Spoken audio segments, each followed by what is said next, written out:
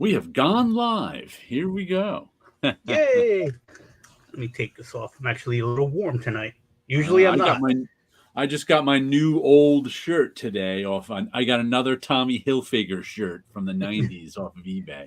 That just Okay. arrived today. That's what my wardrobe consists of now. You pick a decade and you stick to it.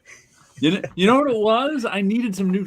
I have never been much of a clothes guy, and I needed some new clothes. And I'm like, oh God, I got to get some new clothes. I'm like, you know what clothes I liked? I had and I only got them off the discount rack because Tommy Hilfiger shirts are expensive, new ones. So like in the '90s, I got a couple of them, which I wear for many years. I'm like, you know what I like? I'm like, let me see if I can find some used older ones on eBay, and sure enough, for about $20, sometimes 25. Yeah, I've got now a dozen 1990s Tommy Hilfiger shirts that are practically brand new. And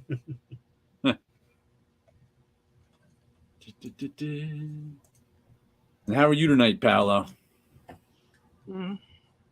Okay. Okay, he's just okay. I am just okay. Just okay. Well, here's something I brought we can talk about. Let's see what's new for Marvel '93. Nice. This is the one I posted on our Marvel alumni group. The first two pages have just a list of everybody that was working at Marvel at the time, and there's a lot of people there. But this came in, if you remember, I don't know, a month or two ago, I think 2 months ago, my comic shop owner gave me a bunch of comics that my students could use to make collages out of. I bought a collection, and they were all the ones that were just wrecked. That, 90s, good condition comics that, you can't sell. Mint condition versions of them go for $1 or so, wrecked versions of them. So he gave them all, and I gave them to one of my students. And this was in there too. And I'm like, I'll have to give it a look. This is, I don't know who this was given out. It's from March '93. Marvel Preview '93, Volume 1, Number 1. And I don't know if this was, it's got a price on it, $3.95 US. So it must have been sold. It was sold at the comic book shops because I remember buying it. Okay, because in the early '90s, I know they sometimes did things like when they went public. I don't know what year they went public, but they did things for they did stuff like this for the stockholders. Right, they were usually about 2 to 4 pages of material for the stockholders, and all fancy stuff. And then the other thing that they would have for comic book shops, they would have direct sales. That was the Marvel annual report for the stockholders. That's what it was.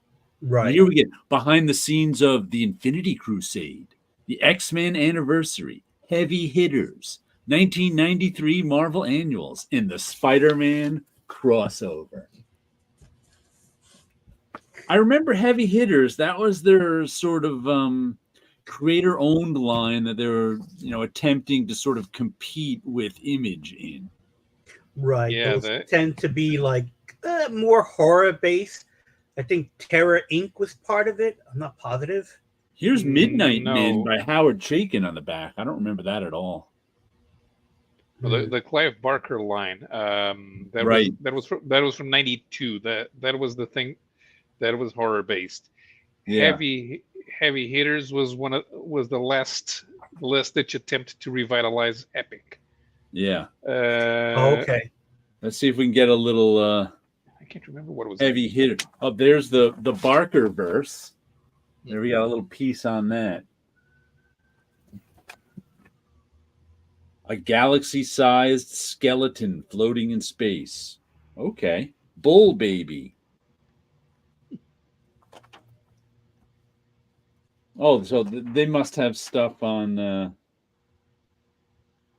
Lance Barnes post-nuke Dick. Yeah, you can tell that from the names that they were destined to be hits.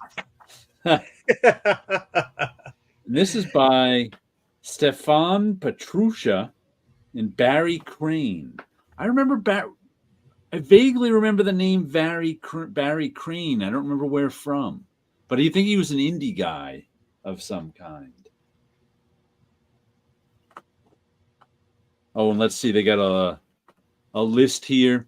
The Sam and Max Show by Steve Purcell. That was very cartoony looking. Right. Yeah. Epic put out 2 of the Sam and Max stories around that time. The Ren and Stimpy Show. Mm-hmm. Dan Slott writing that one. Yep. And Mike Kazzella. I don't recognize that name. Kazaleh. Lance Barnes, Post-Nuclear Dick. Editor, Marie Javins. Fight Man was Evan Dorkin. Life of Gru Expose. And then the She-Hulk is in that list, too. I don't know what that She-Hulk is doing in that list. Hey, did you hear the one about the Green Lady, the one-legged secretary, and the packing pooch? Written by Paula Foy. I remember her. She was an assistant editor there at Marvel for a while. The Lance Barnes Post-Nuke Dick miniseries was reprinted by Moonstone in 2004. Oh, wow. Good evening, Mind the Comics. He says, good evening, fashionistas. Good evening, Eric P. Good evening.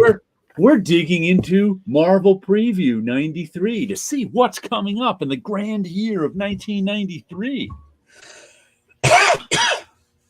Oh, was Squirrel Girl from 93? She might have been. I think she appeared in a Speedball story in Marvel Superheroes, the anthology. 1993 Annuals. I guess she appeared in that. An idea whose time has come again. Oh, is this the year they created new characters for every single annual? I think so. Was it 93? It might have started in 93. Because then that would mean, I think that's when Speedball might have here it is. Appeared. No, Speedball appeared in the 88 annual crossover. 88, okay. Yeah. And that's when executive editor Bob Budiansky came up with an idea that I strenuously objected to. 24 annuals, 24 new characters. Let's see, who wrote this that they strenuously objected? Okay, there's an old comic book resources. There's an old comic book resources article. I think it has all the list. So Annex debuted in one of the dumbest names ever. Yeah. Blood Wraith. That was in Avengers. He was an enemy of the Black Knight. Who's this one? Blood Wraith. Coast Annual. Who's this guy? Sneak peeks. Only a few of the 24 characters have been conceived of or fleshed out in time for the Marvel Age preview. Here's a quick look at those fledgling ideas. Phalanx wears an armored suit which gains its power from his own physical being. Premiering in Punisher Warzone Annual. That sounds disgusting. New Celtic heroes, as yet unnamed. Brand new Celtic gods, premiering in Guardians of the Galaxy Annual number 3. Yes, that was Cuchulainn the Irish Wolfhound. That story was drawn by Colleen Doran. Oh, okay. They brought back Shamrock in the 30th century. Chaos, spelled with a K, not a C. Obviously, of course. A winged dark elven prince from another dimension. He's on a one-way trip to murder.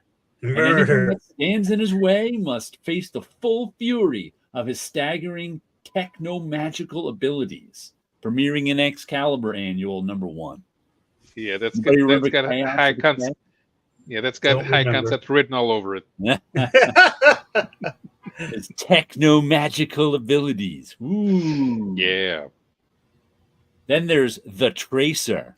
I guess he doesn't do his own penciling. He just traces other people's Right. Of course. A ruthless, relentless, and well-prepared anti-hero who will hunt down anyone for a price. Premiering in Deathlock Annual #2. Yeah. Does that describe at least 100 characters who debuted in American comics in 1993? And then the last one, who's fleshed out, not fleshed out enough to have a name, new half-Kree superhero, as yet unnamed, who is descended from a major classic Marvel superhero, premiering in Silver Surfer Annual #6. That could be anyone. They've had so many half-Kree superheroes. Genis? That's Genis Vell, yes. Genis Vell, Captain Marvel. He was called Legacy in that story. We're trying to harken back to the days when every annual was a special event. Hey, they tried. They tried. Out of those 24, how many are still around and being used? Okay, actually, let me check, because I have the comic book resources article here, so I can check each and every one of them. So they're Annex, Blood Wraith, Raptor. Who? He's a bird. The Battling Bantam. Oh, that one. That was Bantam. That's a kind of rooster. Yeah. Basically, the cockfighter is what they introduced at Marvel. The only Hispanic superhero. Was that Captain America? Yep. Yeah. Okay. The Devourer of Worlds. No, he debuted in Daredevil Annual #9. It's apparently it's a new take on the zombie. What else we got here? Dream Killer. Yep. Okay. I don't recognize any of those so far. Just a few, but it's like, and I know I bought them all. I bought all those annuals. Yeah, because I thought it was going to be something new heroes introduced. I wonder what did an annual cost in '93? $1? Or that? No, I think $1.95. $2. I think it cost you $50 to get all those annuals. But it was a book. It was a big. I think they were big books. You had the main story and I think a couple of backups. Yeah. I want to say that's what happened, but I'm going by memory, and I'm not a. Right, they were 64 pages back then. Yeah. Yeah. That year, there were 64 pages. Here's the tracer. It looks like. If Marvel will ever get to month by month omnibus for '93? I don't know, 30 years or so. Okay. Oh, here's Killian, a Celtic hero. And this one debuted in Doctor Strange. Guardians of the Galaxy. Okay, there's Chaos, the debuted in Excalibur. Yep. Wild Streak debuted in Fantastic Four. No. Okay, Ghost Rider introduced Night Terror. He's a vampire who works for the government. Why would a vampire work for the government? He likes a good, steady job. It's got nice benefits. He's going to live forever, so he may as well work for the government and have a job forever. Yeah. Living forever costs money. Yeah. Here's the Guardians of the Galaxy character, Cuckooline the Irish Wolfhound. In Hulk, we have Lazarus. Oh, I think I remember this story. Oh, and those came with cards. Oh, cards. I think they came with cards. Iron Man introduced the Face Thief. Yeah. You'll have to get your buddy Lynn Kaminsky to disavow that one. Submariner introduced who? Assassin? Ooh, how original. Adam Hughes art. I like this quote by Mark Grunwald here, where he says, with 24 characters being introduced within months of each other, it might be that many new stars could fail to be noticed, but Grunwald doesn't think so. I think they have a better chance of not getting lost in the shuffle since they're going out with all these bells and whistles attached to them. I'm certain we do 24 new characters every 2 months across our 80-book line minimum. How many of them can you name? Not a lot. Incidental villains here and there. I think this will actually be a better spotlight. Of course, survival of the fittest will step in. Not all 24 of these new characters will be so brilliantly conceived and popularly received that we're going to add 24 new titles next year featuring them. But 12 of the 24 would be an incredible batting average. Even 6 would be aces. Did they get even 1? Janice Val is the only one who Annex had a mini series, but that's right. Annex did have a mini series, but that's where I first noticed his dumb name. Janice Val had 3 different Captain Marvel series. Okay. Okay. Here's one who debuted in the Warriors, the Darkling. I remember this story. They switched artists halfway, and it got progressively worse. And here it is in the Punisher annual. Eradicator with a K. Oh, with a K, of course. Mm-hmm. So the 1993 annuals, $2.95. Ooh, $3 for it. $3 for Spectacular Spider-Man Now Strikes Nocturne. Here's Phalanx in Punish Warzone annual. Silver Surfer introduces Legacy with Captain Marvel. I gotta look for those cards. I know I have them. And this article was also written by Evan Skolnick, who I'm still friends with on Facebook, and he went on to work in the video game industry after Marvel. He became a video game writer. I think he teaches video game writing on the West Coast too. He was working for Star Wars for a long time, or the company that made Star Wars games. Okay. Yeah, that's right. He worked for Lucasfilms, I think. But I think he quit that job before the big layoffs. I remember him saying on Facebook he was sorry for all his former employees, because there was a big Lucasfilm layoff about 10 years ago. It must be now. Here's one who debuted in X-Men. The Executioner, who still appeared a couple of times. I remember that one, yeah. The Cadre. Oh my god. What else? Wonder Man annual. You'll know it's a good one because it debuts in the Wonder Man annual. I was buying Wonder Man. Then you'll remember the awesome Hitmaker. Nope. These are vampire working for the government. Blood-sucking creatures do great in the IRS. Why would a vampire work for the government? A pension is why. But in my mind, he's pushing paper and wearing a button-down shirt and tie. X Factor debuts Cavern. There's a demon. X-Force annual. Oh, this one is extremely important. In X-Force annual, you have Adam X, the Extreme. The Summers brother. Extreme, the missing Summers brother that they never bothered to really connect with the Summers. I don't think they even met in that issue. Here's a great answer by Mark Grunwald. And how would these new characters be judged as to their viability with regards to their own books? I don't know how that's going to be done, Grunwald admitted. Probably through the usual new project committee nonsense, which we're trying to revamp and revise and restructure to make it more efficient. But I don't know. I wish I had a better answer. The fate He's probably one who wasn't very fond of this plan. What was that? The fate he had in those projects. Yeah. I don't know. We're just doing books, okay? Mm-hmm.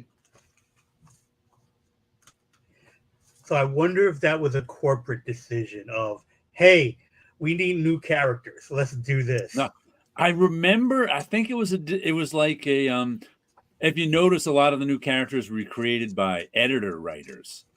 So it was okay.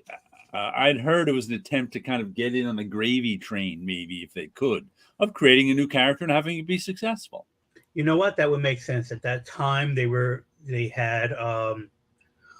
You create a character, they're going to make a toy of it. You get a little bit of the scratch from that. Everything that was being made, right? The artist who created it was getting something from it. Right. There was actually good deals to be found in the late 80s, early 90s at Marvel, which is why Rob Liefeld is so happy. Yeah. But the Spider-Man editor, who will be getting 3 annuals, possibly 4, if he just really loves one of his 4 new characters and said, "Man, this is it. This is the hero of the '90s that I've been waiting for. I severely have my face behind this, and I want to do it." That'd be a pretty good recommendation. The editor says, "I will make room in my schedule to get this going. I think our esteemed editor-in-chief would not try to rain on the parade." There was money to be made back then. Yeah. And that was, I think, a year before I showed up. So my name is not going to be in that book. Because I think they also named interns at that time for that particular book. Oh, yeah. That's got the... Because like a publication like this got everyone's name in it. Not mine, though. I'm not in this one. Where's does it tell us the interns? I thought somewhere it said the interns. The raiders, the book design, consulting editors. Maybe it says that. And I was looking at this. There's like some people on who I knew Marvel had no clue what their job was. Oh, that's what their job was, huh? Liz Lapoff, international licensing. All right, that's what Liz did. Just saw her on Facebook today. Carol Platt, editor, Custom Comics. I remember that name. I don't remember knowing what her job was.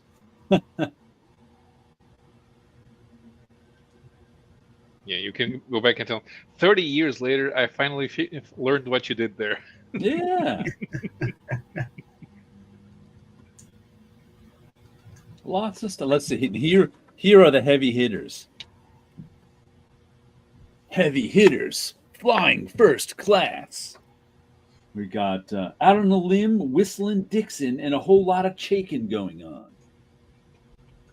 A Giant Walks Among Us. We were drooling over the pages the other day in Marie Javen's office. Thus spoke Carl Potts about Joe Kupert's work on an upcoming Tor 4-issue limited series. Many people these days seem to know Joe primarily as Adam and Andy's father, Carl explained.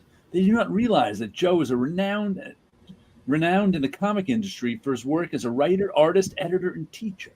Although Joe did the original Tor way back in the 50s, Carl continued, this is an all-new Tor tale. And let's see, once it's Star Search, Catch-22. Artists and writers' desire to work for Epic has a lot to do with the parameters of working under the imprint, or precisely the lack of parameters. Under the Epic imprint, a creator retains both the copyright and the trademark to his or her creations. A scenario not always true elsewhere, even with companies that claim creator ownership. I think that's a shot right at DC and Vertigo Comics and Watchmen and everything else right there. In some situations, the creator owns the copyright but not the trademark, which basically nullifies any control the creator has over his or her property. I wonder how close to the original setup Epic was in '93. Yeah. Reinventing the mousetrap. The challenge of promoting the Epic line effectively was one of the reasons behind the birth of Heavy Hitters. Carl felt that the audience needed reawakening to the potential of Epic. Yeah, because Epic, especially after Archie Goodwin left, Epic kind of lost its guiding hand. But here, sideways on the page are the Epic titles. We got Spike by Mike Barron and Bill Reinhold. I don't remember that one at all. Spike, any clue? No. Never seen it. Untamed by Neil Hansen, writer, and I don't even know who Neil Hansen is. Writer and artist. Any clue? Hansen? I remember Hansen's name in stuff back in the 90s, but stuff. I don't even remember his name. Good evening, Comic Crack.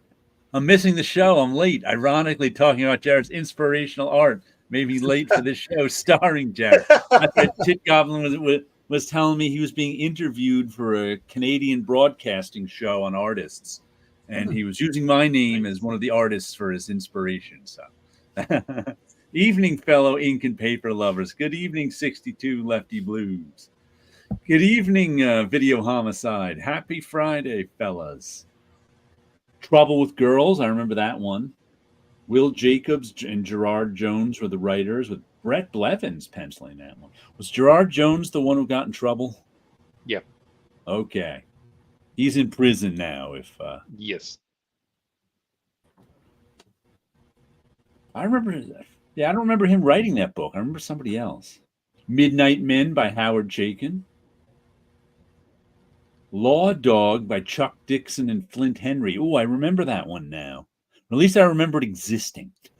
I don't think I ever actually read it, but I remember seeing it. I think it was the only actual ongoing from the Heavy Hitters line. Law Dog? Yeah.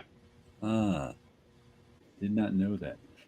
Feud, writer Mike Barron, penciler Mark A. Nelson. No clue.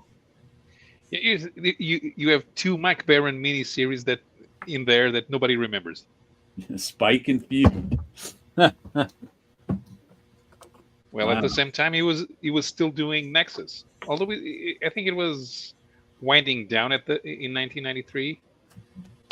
But by the way, for those who've just joined us, we're looking through the Marvel 93 preview magazine to see all the exciting new stuff that's coming out in 1993 from Marvel, including the Heavy Hitters line.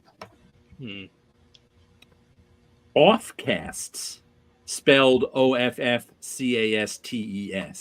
So it's like casts like Social, the Untouchables, the Brahmin, all those casts from India, and offcasts like Outcasts, I guess.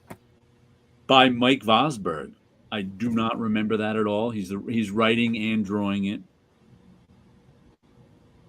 No clue. Yeah. Tor by Joe Kubert. I remember that. I even remember Tor coming out in the 90s. But I don't think it came out in 93. I think it was delayed. Yeah. There were two things that Joe Kubert was doing at Epic. The other was Abraham Stone. And that one came out after Epic had already shut down. It still had the Epic logo, but it came out after having stopped. Darren's here.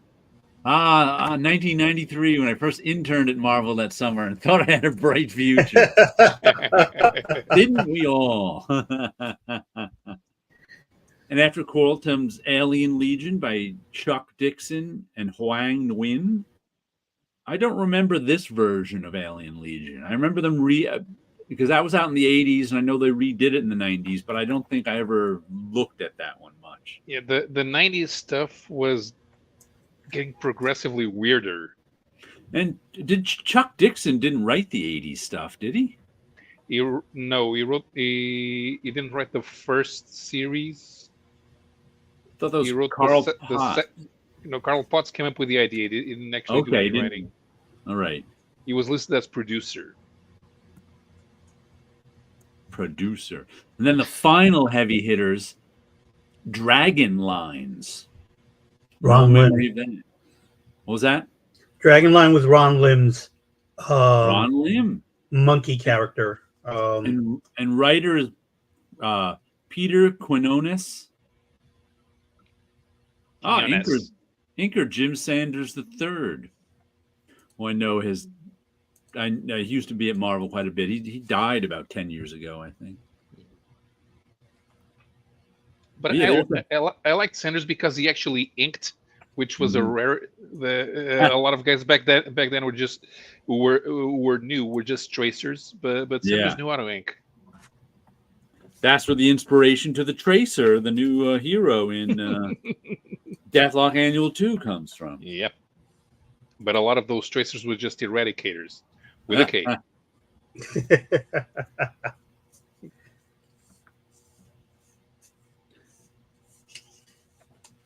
Good old Epic Comics. Mm-hmm. Epic was the right thing at the wrong time. There were some good Epic comics in the 80s. I remember buying some of them, but because Epic offered the security of Vertigo with the financial incentives of Image. Right. Yeah. And at potentially more exposure than either First or Eclipse had at the time, and they just didn't know how to take advantage of it. X times 3 marks the spot. I don't know what that means. Is that what was the 19th? Which one was the 93 the 30th anniversary of the X-Men? Is that what that's supposed to mean? It was the 30th anniversary of the X-Men and the Avengers. Cable will be breaking away from X-Force and into his own monthly series, written by Fabian Nicieza, with artwork by Art T. Bear, whose special promotion illustration is seen here. Oh yeah, that breakaway lasted about 4 months. Then he was back in the X-Force, but still with his ongoing title. The thing about the ongoing title, the setting that was introduced in the first issues had completely disappeared by issue number 6, and so had Nicieza. Glenn Hurtling took over as writer. Yeah, I guess this is all about the X stuff that's going on. Sparks fly as 2 different triangles blossom. I love this bit of nonsense here. Huge epic stories that focus on small intense moments in the lives of the X-Men. It's going to be huge and big. I mean, huge and small all at the same time. Wow! Don't you worry, we got something for everybody. Oh yeah, 93. That's the year that Scott and Jean got married. Okay. Oh, yeah, here are all the different X books: Cable, Excalibur, Uncanny X-Men, Wolverine, X-Factor, X-Force, X-Men, X-Men Adventures, X-Men Unlimited, X-Men Beyond the Books. Okay. Wolverine 75 was coming out. Mm-hmm. Wolverine 75 will be an oversized issue that would be part of a round-robin series of non-continued stories running throughout the X books, editor Bob Harris stated. That these, I don't even know what that means. The Fatal Attractions crossover. You're basically just following Magneto and what was his minion's name that year? The Acolytes. Not the Acolytes. The other guy who actually had powers. He knew the everything. White Knight. Everything but X-Lax. 62. I can't believe I forgot the name of an X villain from the 90s. Uncanny X-Men also take to the Acolytes by traveling to Europe in the double-sized issue 300. So I guess 300 of Uncanny X-Men came out that year too. Yeah, must have been when Colossus left the X-Men to join the Acolytes. George Washington Bridge, a regular in the new series, will reform Six-Pack. That's in Cable. I guess somebody must have been excited about that. Yeah. That lasted like 2 issues. Who's this guy? He's from Excalibur. Oh yeah, that's Jamie Braddock, the crazy brother. What was the name of Street Fighter 2 of that yoga guy? Oh, I can't remember. Stretched his limbs. Dalsim. That was it. It looked like him. Professor sends the blue team into the heart of Russia on a special mission where Colossus comes to terms with his dual heritage, that of a Russian-born mutant. Included in these larger-than-life extravaganzas will be Uncanny X-Men 300, X-Force 25, X-Men 25, and Wolverine 75. These will be 48-page comics. $2.95, by the way. So the price on those annuals just went up. They were probably at least $2.95. So now Wilson spent $75 on those 24 annuals. Okay. Okay, I had to look this up. I can't believe that I had to look this up. The Magneto's minion in the Fatal Attractions crossover, Exodus. So you got to look that up. I never even heard of that guy. Here's the thing: the only characters who show up in every issue of the crossover are Magneto and Exodus. The X-Man and X-Factor and X-Force, they don't actually meet up. Here's a good bit of hype. As Marvel's mutant family passes its 30-year mark, the writers and editors are playing fast and loose with the legend. And readers are warned that nothing is as stable as one might think. How far can they go? How high is up? Bob Harris spends his days firing up writers and artists and always demanding their best work. Bob wants to effect permanent and long-lasting changes in the lives of the Marvel's mutants and population, and went so far as to call 1993 the year of X. I don't think anyone refers to it as that anymore. Yeah, I don't think so. It's just, you got to believe the hype. Yeah. Don't believe the hype. You know. Yep. Flavor Flav taught me that when, back in 1989 or whenever.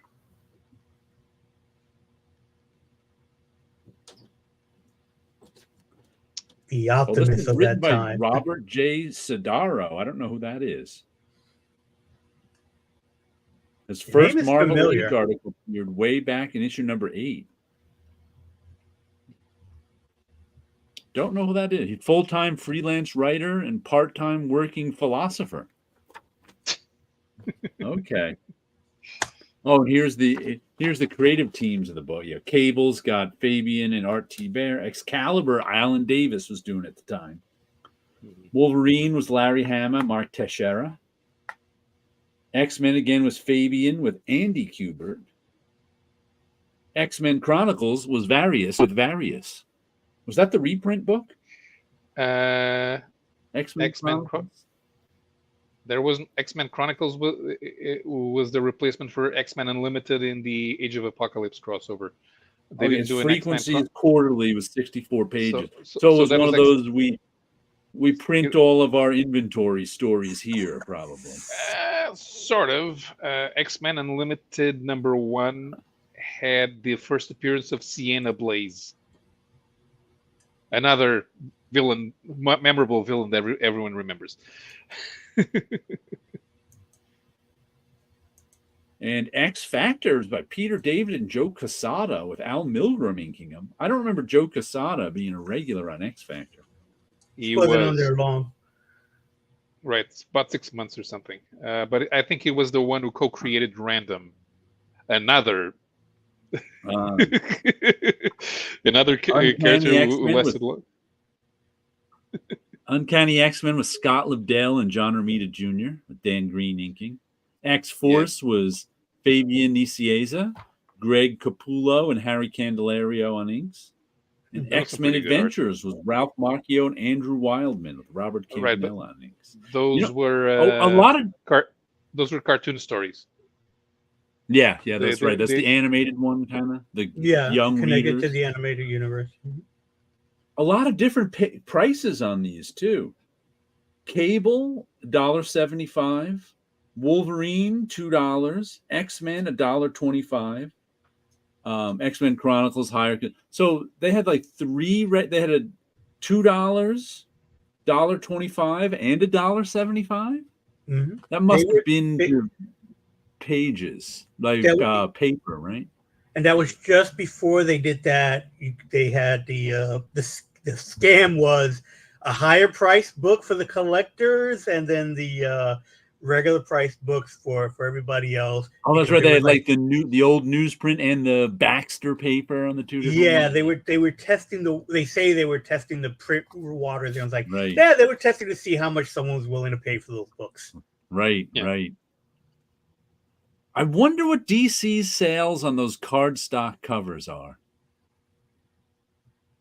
Because, you can get DC comics that are self-covered like Marvel Comics and most other comics. But for an extra $1, they'll sell you a cardstock cover. It comes out the same week as the other ones too. But it's $1 more. But I wonder how many people are willing to pay that extra $1 for a cardstock cover. And I've never seen anybody like I've never seen anybody like who's buying stuff for CGC go, ooh, I got the cardstock. Like the cardstock covers haven't become special to people who are like, ooh, this one's newsprint. Like, how people are now like collect newsprint editions of comics. I've yet to see someone. It's probably going to take another 10 years before people start going, ooh, and I got the cardstock cover of this one, because the print run has got to be lower on the cardstock covers. So maybe 10 years from now, cardstock covers will be what newsstand covers are now. It's possible. I would suspect the only reason we're not really hearing too much about that is because of what's going on with the slab books. And I'm not even talking about slab books necessarily. I'm just talking about so many people who buy, just have, even if they're not sending it to CGC, are like, ooh, and this one's newsprint version. Ooh, newsprint version, not newsstand version, I should say. Oh, I got the newsstand version. Oh, I got the newsstand version of this. Like, people are actually giving more weight and value to like newsstand versions of comics from like the late 80s, early 90s, because they have a lower print run. Right. I don't remember cardstock covers appearing in many comics. I've never heard anyone mention. I only know of them because every month or every week when I get that email from my comic shop, I can order Batman or Batman cardstock cover if I want. But I've never heard any, like, all these, ooh, I got the newsstand version people say, ooh, I got the cards, because it's only a few years old, this particular cardstock program from DC. But they're clearly going to have fewer cardstock covers than regular self covers. So maybe someday all these, ooh, I got the newsstand version guys will be like, ooh, I got the cardstock cover. Maybe, who knows? Speaking of, let me show you. I bought a comic just for its cover this week to put in and it's a DC comic, to put in my sample of different covers. And this is Poison Ivy number 19. There's the regular cover there. And I guess it's a green chromium. There's the back cover. You can see it's green. It's got a green tint to it. And I just liked the way it's much more striking in person than it is on camera. So I paid $7 to put this in with my other examples of covers paper to show my students. But this one's, let's see, who even drew this cover? Let me see if I can find it. Ah, yes, the old search for credits in modern comics. Let's see. Group editor, associate, variant covers. Cover, Jessica Fong. Is this cover 1? Yeah, this is cover 1. I think. 1961. Crap, I can't remember what that means now. First printing, but I think it's cover 6. But it's the same as cover 1, so it must be Jessica Fong. But yeah, I liked the cover. I was like, you know what? I don't, and I'm not even sure if this is chromium. I don't know what they call this, because like in the 90s, any like shiny paper plastic cover would be chromium, but I don't think that's true today. So I don't know what this green metallic paper would. I guess green metallic. It might just be metal cover. Yeah, that's been a name. Yeah, metallic ink. No, the ink isn't metallic. Oh, is the ink metallic? Yeah, it's got to be. The ink is metallic. I guess do they I can't figure out how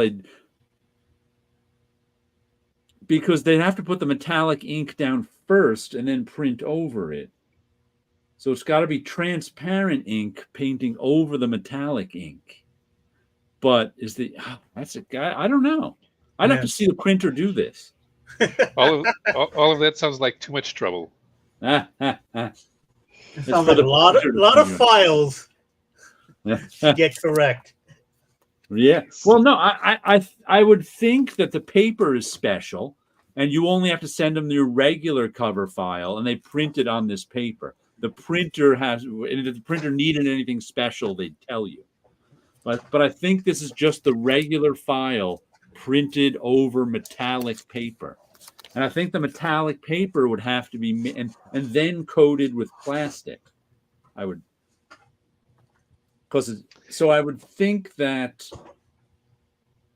you take regular paper and you coat it with metallic ink, and then you print the cover on it, and then you have to print the plastic coating over the whole thing. Okay, I think that's how you do it. And some of the greenish shows through. So you paid $7 for that. I paid $7 for it. What can you eat at Wendy's for $7? I don't eat at Wendy's, so I don't know. Yeah, but it sounds like a much more productive use of $7. I like it. It's pretty.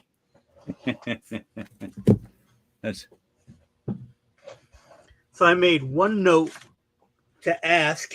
Dynamite puts out a metal cover of some kind. Yeah. Yeah. Inked by aliens. You got one note? I have one note from something that I read on Facebook about comics, about people collecting. What are cold keys? Cold keys? Yeah. I would imagine those are keys that were once hot, but are no longer hot anymore. Oh, okay. I didn't even think about that. I thought it might have been like a sleeper that people don't realize is going to be something. Because I didn't get to read the article. All I saw, and it wasn't really an article, it's just someone posted a headline saying that, have you guys gotten into collecting cold keys yet? And the covers they show were all Hawkeye covers from various early appearances. Ah. So it's not the first appearance, but I'm thinking it's his popular appearances. Okay. Could be a cold key. That's the first time I've heard cold keys, but that's what I imagine it is. Right. Hey, now there's my favorite to remember, Forever Keys. I liked that one. That was a good one, yeah. Do you know what cold keys? Which ones are actual cold keys? Those 1993 annuals. There you go. That's right. They were hot back in '93. Right. So that's what it is. It's the kids who bought those and collected the cards and are waiting for those characters to become popular. That's when nostalgia will hit, and those characters will become hotkeys.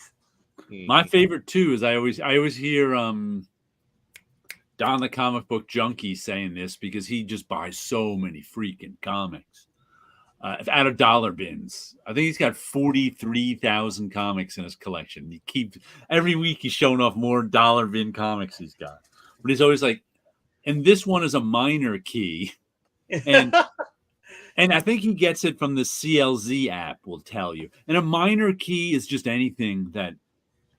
Some like all those annuals are minor keys because a character made a first appearance in them.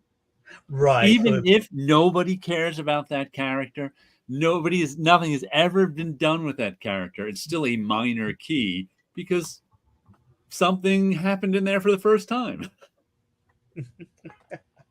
So I always found that funny, a minor key. Amazing.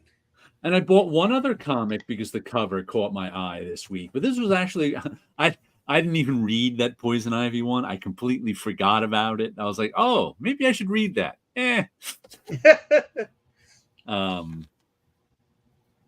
Fearless Dawn.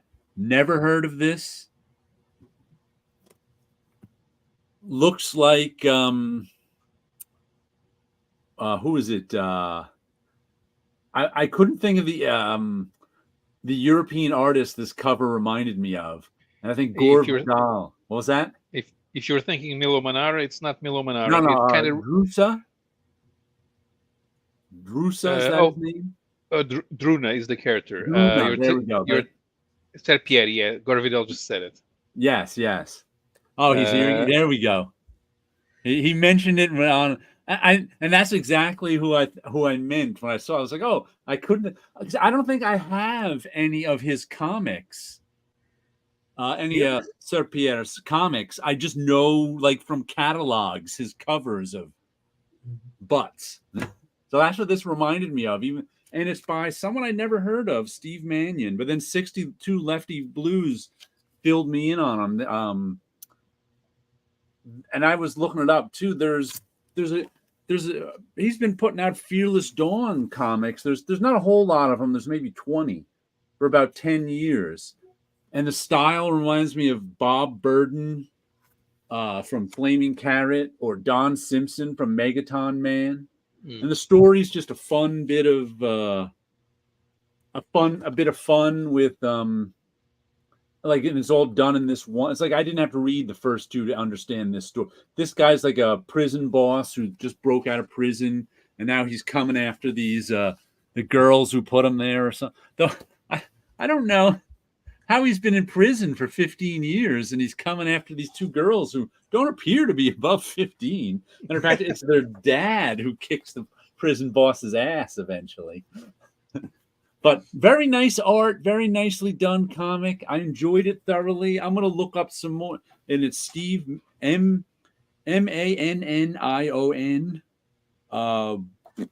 And this one is Fearless Dawn, The Bomb. There's another series named Fearless Dawn. There's a couple of one-shots and stuff that have been out over the years. I used to pick those up because I do remember that main character with the bat thing on her head. Ah, okay. So it's like I do remember picking them up, and I remember enjoying them. And it was well done. Because I remember getting them at like Jim Hanley's Universe when it was across the street from the Empire State Building. And the back bonus fun page is from 1994.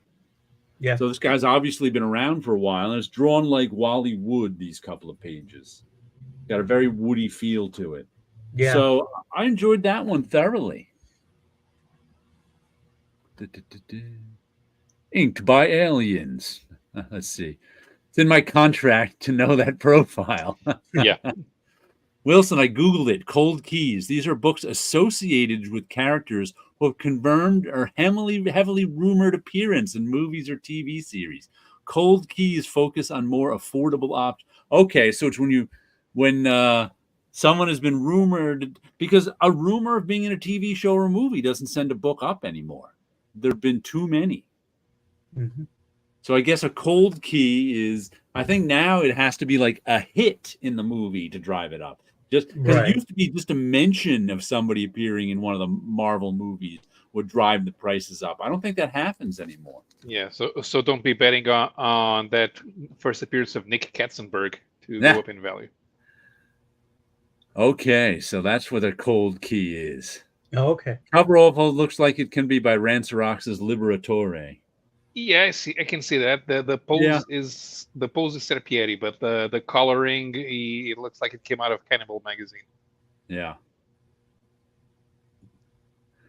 He had a swimsuit issue too. That's right. I saw that one. The swimsuit issue was like $10. I was like, whoa.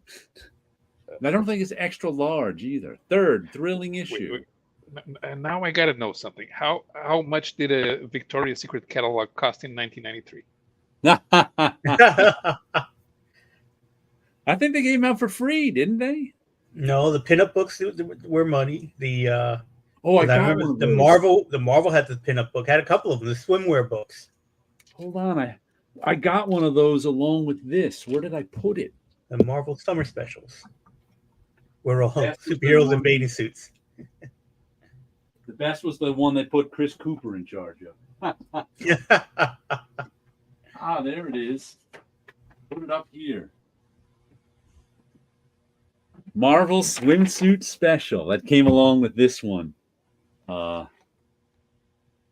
This is 93. That when they went to Wakanda or to Liberia? Or the Savage Land? I don't know. Pip the Troll, swimsuit special. Big fun on Monster Island. Ah, the Monster Island. Okay. I forgot about that one. They went to Wakanda. They went to Liberia. They went to the Savage Land and Monster Island. Monster Island. To go for a swim. Look at the price of the She-Hulk after the show came out. It went down. Yeah. It doesn't drive price, especially TV shows. Kevin McGuire.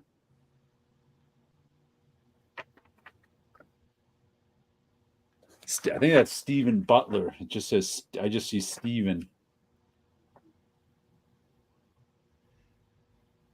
Mike Baer. Jordan Raskin. Yeah, I haven't even looked through this one. I put it aside. Oh, geez, Morbius the Living Vampire. That one's weird.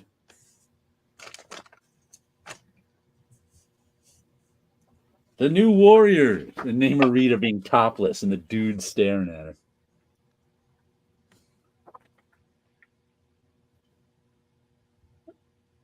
Okay, it looks like a Victoria's Secret catalog in 1993 was $3. So it's cheaper and more interesting to buy a Victoria's Secret than a Marvel swimsuit edition. No way. Gamora's crotch is looking at you. That's way more. It's staring. You're looking at it. It's staring right back at you. Ron Lim with the centerfold.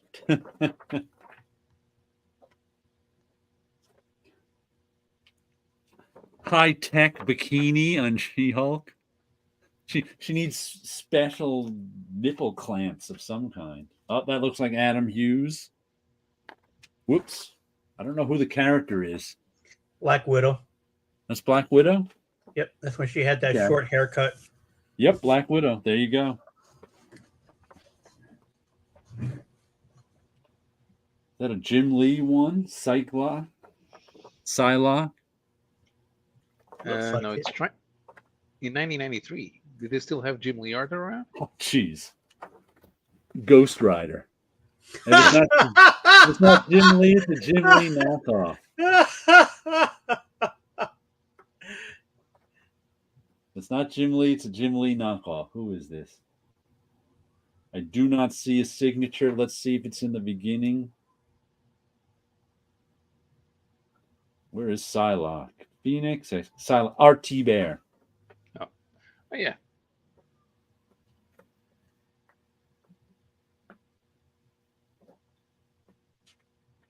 Why did they all go silent? Ooh, that's a weird one. I have to look up who this artist is. Looks strangely painted, but I mean, look at those hands. Might be either airbrush or early computer graphics. Yeah, I think that's airbrush. Who is that? Persuasion? Could it be an early Greg Land? Jason Palmer. Who? No idea. What if that's Tom Palmer's son? No, Tom Palmer's son was Tom Palmer Jr. Okay. There you go. Punisher's crotch is kind of looking at you. Yeah, no. I'm the Punisher. My family was killed, but I'll have time to go to the beach.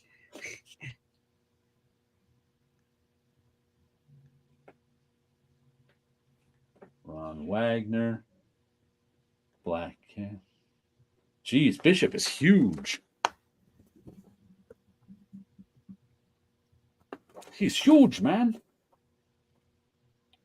Dwayne Turner. Val Cooper. Who drew this one? It looks vaguely like Adam Hughes, but not quite. Let's see.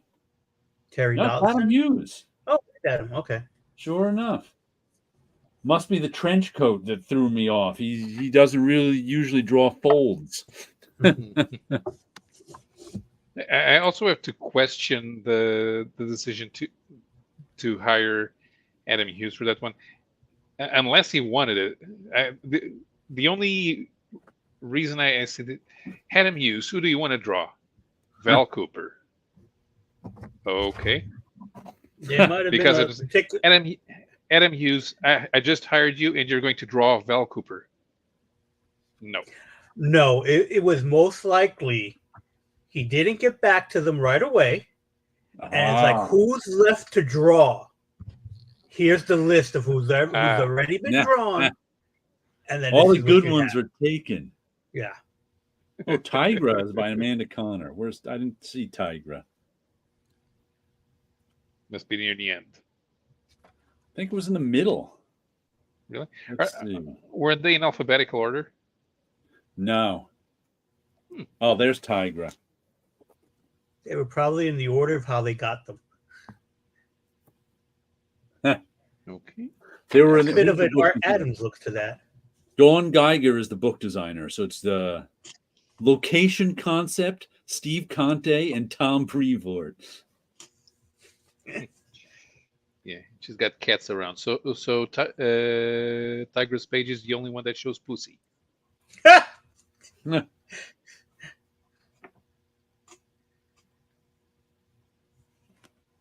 Stone Doc Samson. That's kind of fun. That swim. It's a nice artifact to look back at. Yeah. I did find Behemoth Comics is putting out a new Penthouse comics to coincide with 30. Yeah, I was gonna pick that up. I don't know if. Yeah, I don't think it's on final order cutoff yet, but there's like 10 or 12 covers for it too. I was gonna pick up the first issue just for the heck of it. Oh, comes out next week at $9.99. Maybe I did order it. I don't remember. If it comes out next week, I probably pre-ordered it. Or who cares? I miss it. But I might. I was remembering to pre-order it, but if it didn't show up on the final order cutoff list, I might never have done it. I remember talking to my Roy, my comic shop, my LCS owner, about it a couple months ago, but I don't remember if I actually ordered it or not. So speaking of artifacts from that time period, yep.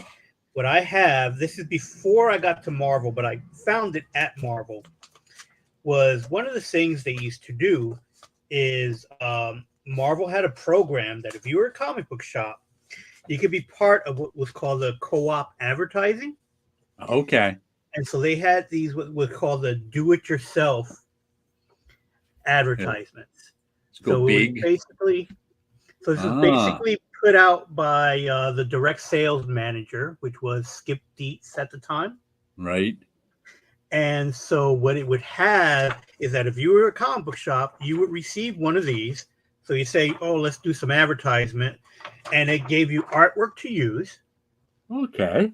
So back then you had to cut it out yourself. Right. You're basically letting the comic shop create the ads. And then Marvel paid, I think, half of it. So the comic shop paid a price, Marvel paid a price to do these advertisements that would appear in newspapers. So you could advertise your local comic shop in your local newspaper. Right. As well as your local radio station, too. Because I remember at the time when I got there, Gary Guzzo was the liaison between the radio show and Marvel, and they would be setting up the press releases. At the time, Tom Morgan was drawing Iron Man, so they would do like radio shows where Tom Morgan was doing like the voice of Iron Man and one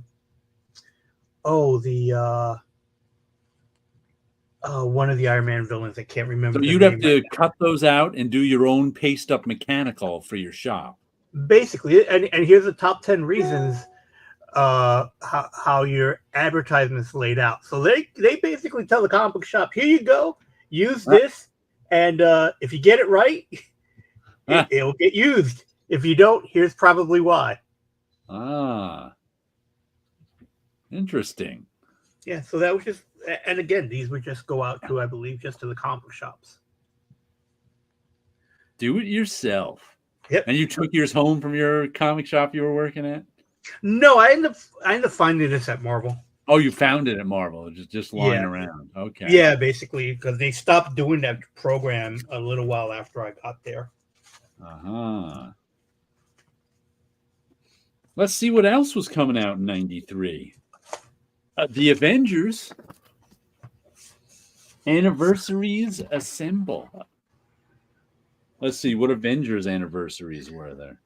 Yeah, the Avengers and the X-Men were the same 30th, right? You just said? Right, yes. So they had like a that was that time. And everyone wore jackets over their costumes. Yeah. Because they were cold. It was very cold in 93. Mm-hmm. The anniversary will be 64. The anniversary issue will be 64 pages long and will be one of 4 special issues. The other 3 issues, 360, 363, and 369, will be 48-page issues and will have foil stamped embossed covers. Moreover, each of the 4 will have differently covered foil in order: bronze 360, silver 363, and gold 366, and platinum 369, leading up to the critical crossover. Early 1993 tales will focus on Proctor and the Gatherers.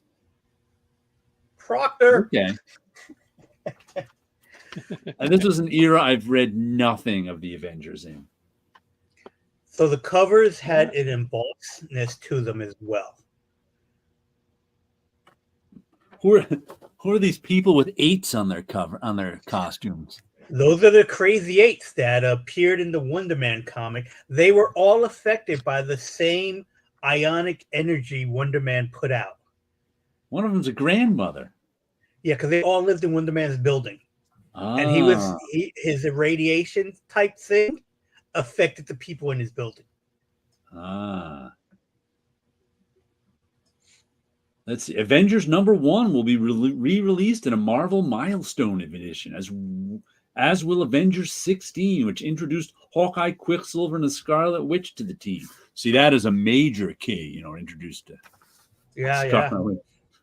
Actually, no, would that be a minor key because there's none of their first appearances? I don't know. Avengers 16. Let's see. Avengers X-Men versus the Avengers limited series. There was no limited series. They ended up just doing a crossover. It was Blood Ties. Blood Ties. Avengers West Coast 93 inaugurates a new 3-part storyline about the evil geneticist Dr. Demonicus. Well, if your last name is Demonicus, you know what? You got no choice but to be evil. Yeah. Even after you get your doctorate, people are going to think you're evil. Well, he chose that name for himself.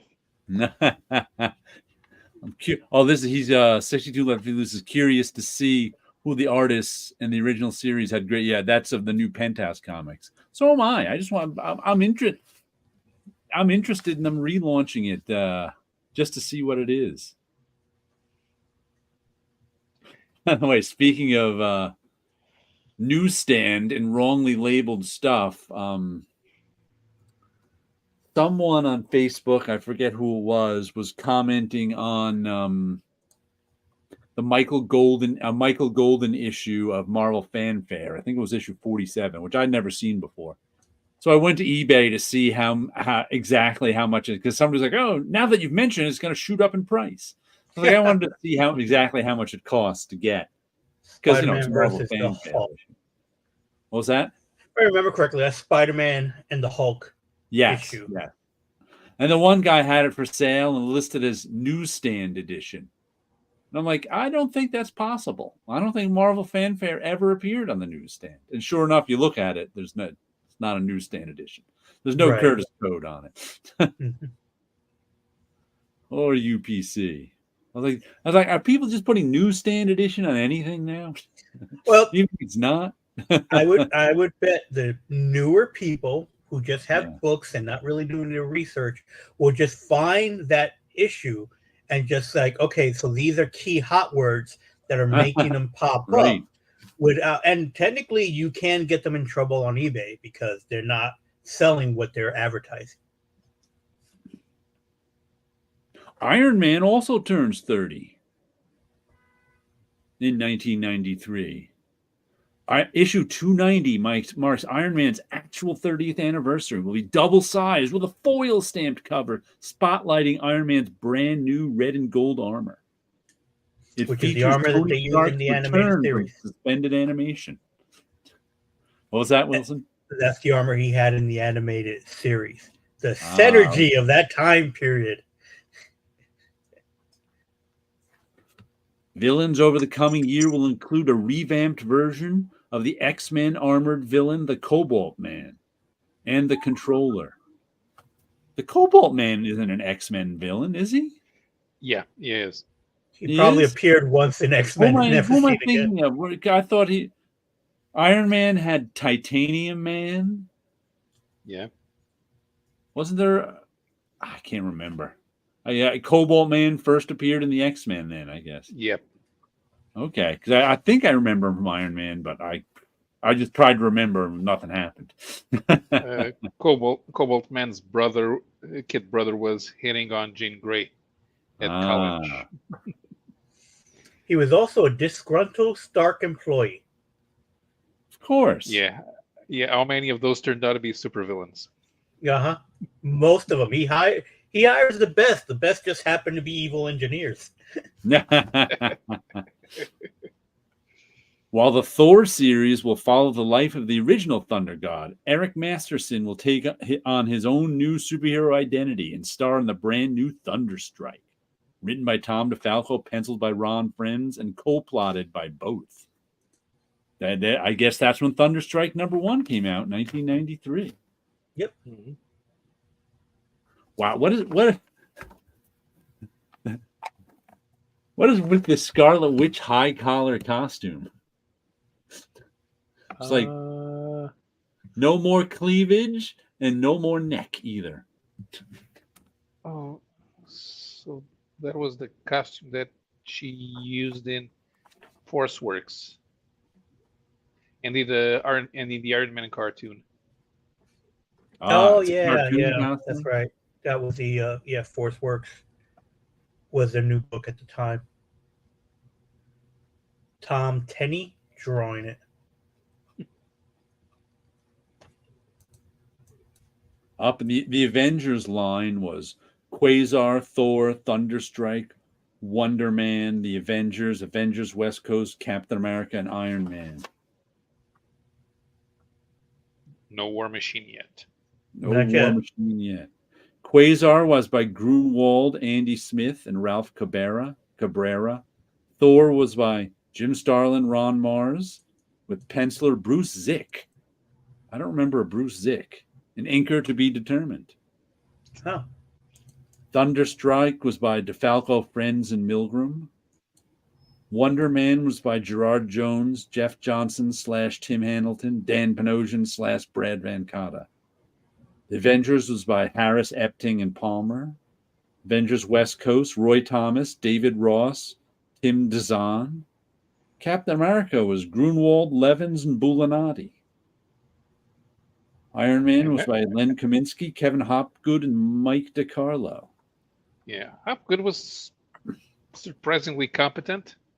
Yeah. Because he didn't have a 90s style. Rick Levins, I never warmed up to his art. He was okay. I would rather have MC Wyman back then. That whole Captain America was the last Marvel comic book I read regularly. And I read it all through the 80s and all through the 90s until Liefeld took it over. Then I stopped. So I read all of the Grunwald Captain America stuff, and most of the artists were middle of the road at best. I haven't seen them in so long. There's no distinction between them in my mind. Because they all just blur together. Levins took over from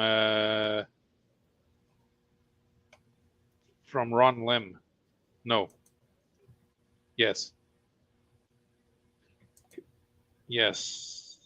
I liked it. I don't. I remember, the Stern and Burns stuff. I remember the Mike Zeck stuff being distinctive, and then it was like after that, all the artists just kind of they were all competent, but they all just none of them were top shelf. No, you had the English guy. What was his name? He was the first. He was the first Grunwald, the first artist for Grunwald's run. Oh, I can't remember. Oh, and who was Paul Neary? Paul Neary. Kieran Dwyer did some. Yeah, Dwyer replaced Neary, and there were a couple of Tom Morgan issues in the middle, but Dwyer was the next regular. Then after Dwyer, it was Ron Lim. After Dwyer's art started losing some focus, Ron Lim, Danny Bulanati did a great job inking Ron Lim because I remember liking his inks. Mm-hmm. He just died last year, right? Didn't he? Yeah, I think so. Yeah. Ooh, the Barker verse was Ecto Kid, James Robinson, and Steve Scroach. Not a bad team right there. Dvorak, Hokum and Hex, Frank Lovesey, Anthony Williams, and Jason Miner. What was that? Frank Lavecchi. Lavecchi? Okay, Frank Lavecchi. I don't think I've ever said his name out loud before, but I've seen it written. Hyperkind by Fred Burke, Mark Pasella, and Marcus McLaurin is the editor. Saint Sinner by Elaine Lee and Max Douglas. Frank would also get his own book called why did the name just slipped right out of my head? And I worked on the reprint from it.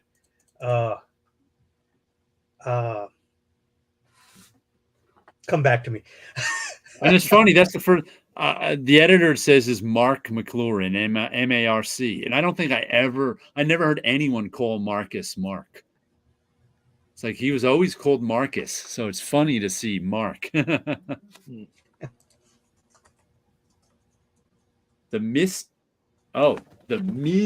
Mistech Wars. Ooh, there's a good pun for you.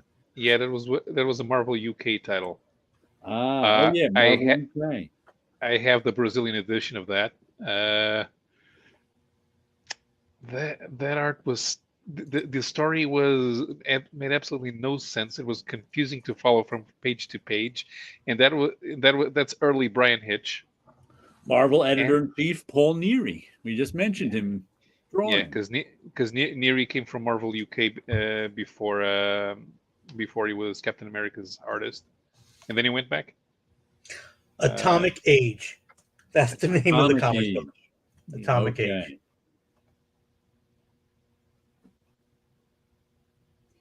Oh, missed out on being a heavy hitters comic.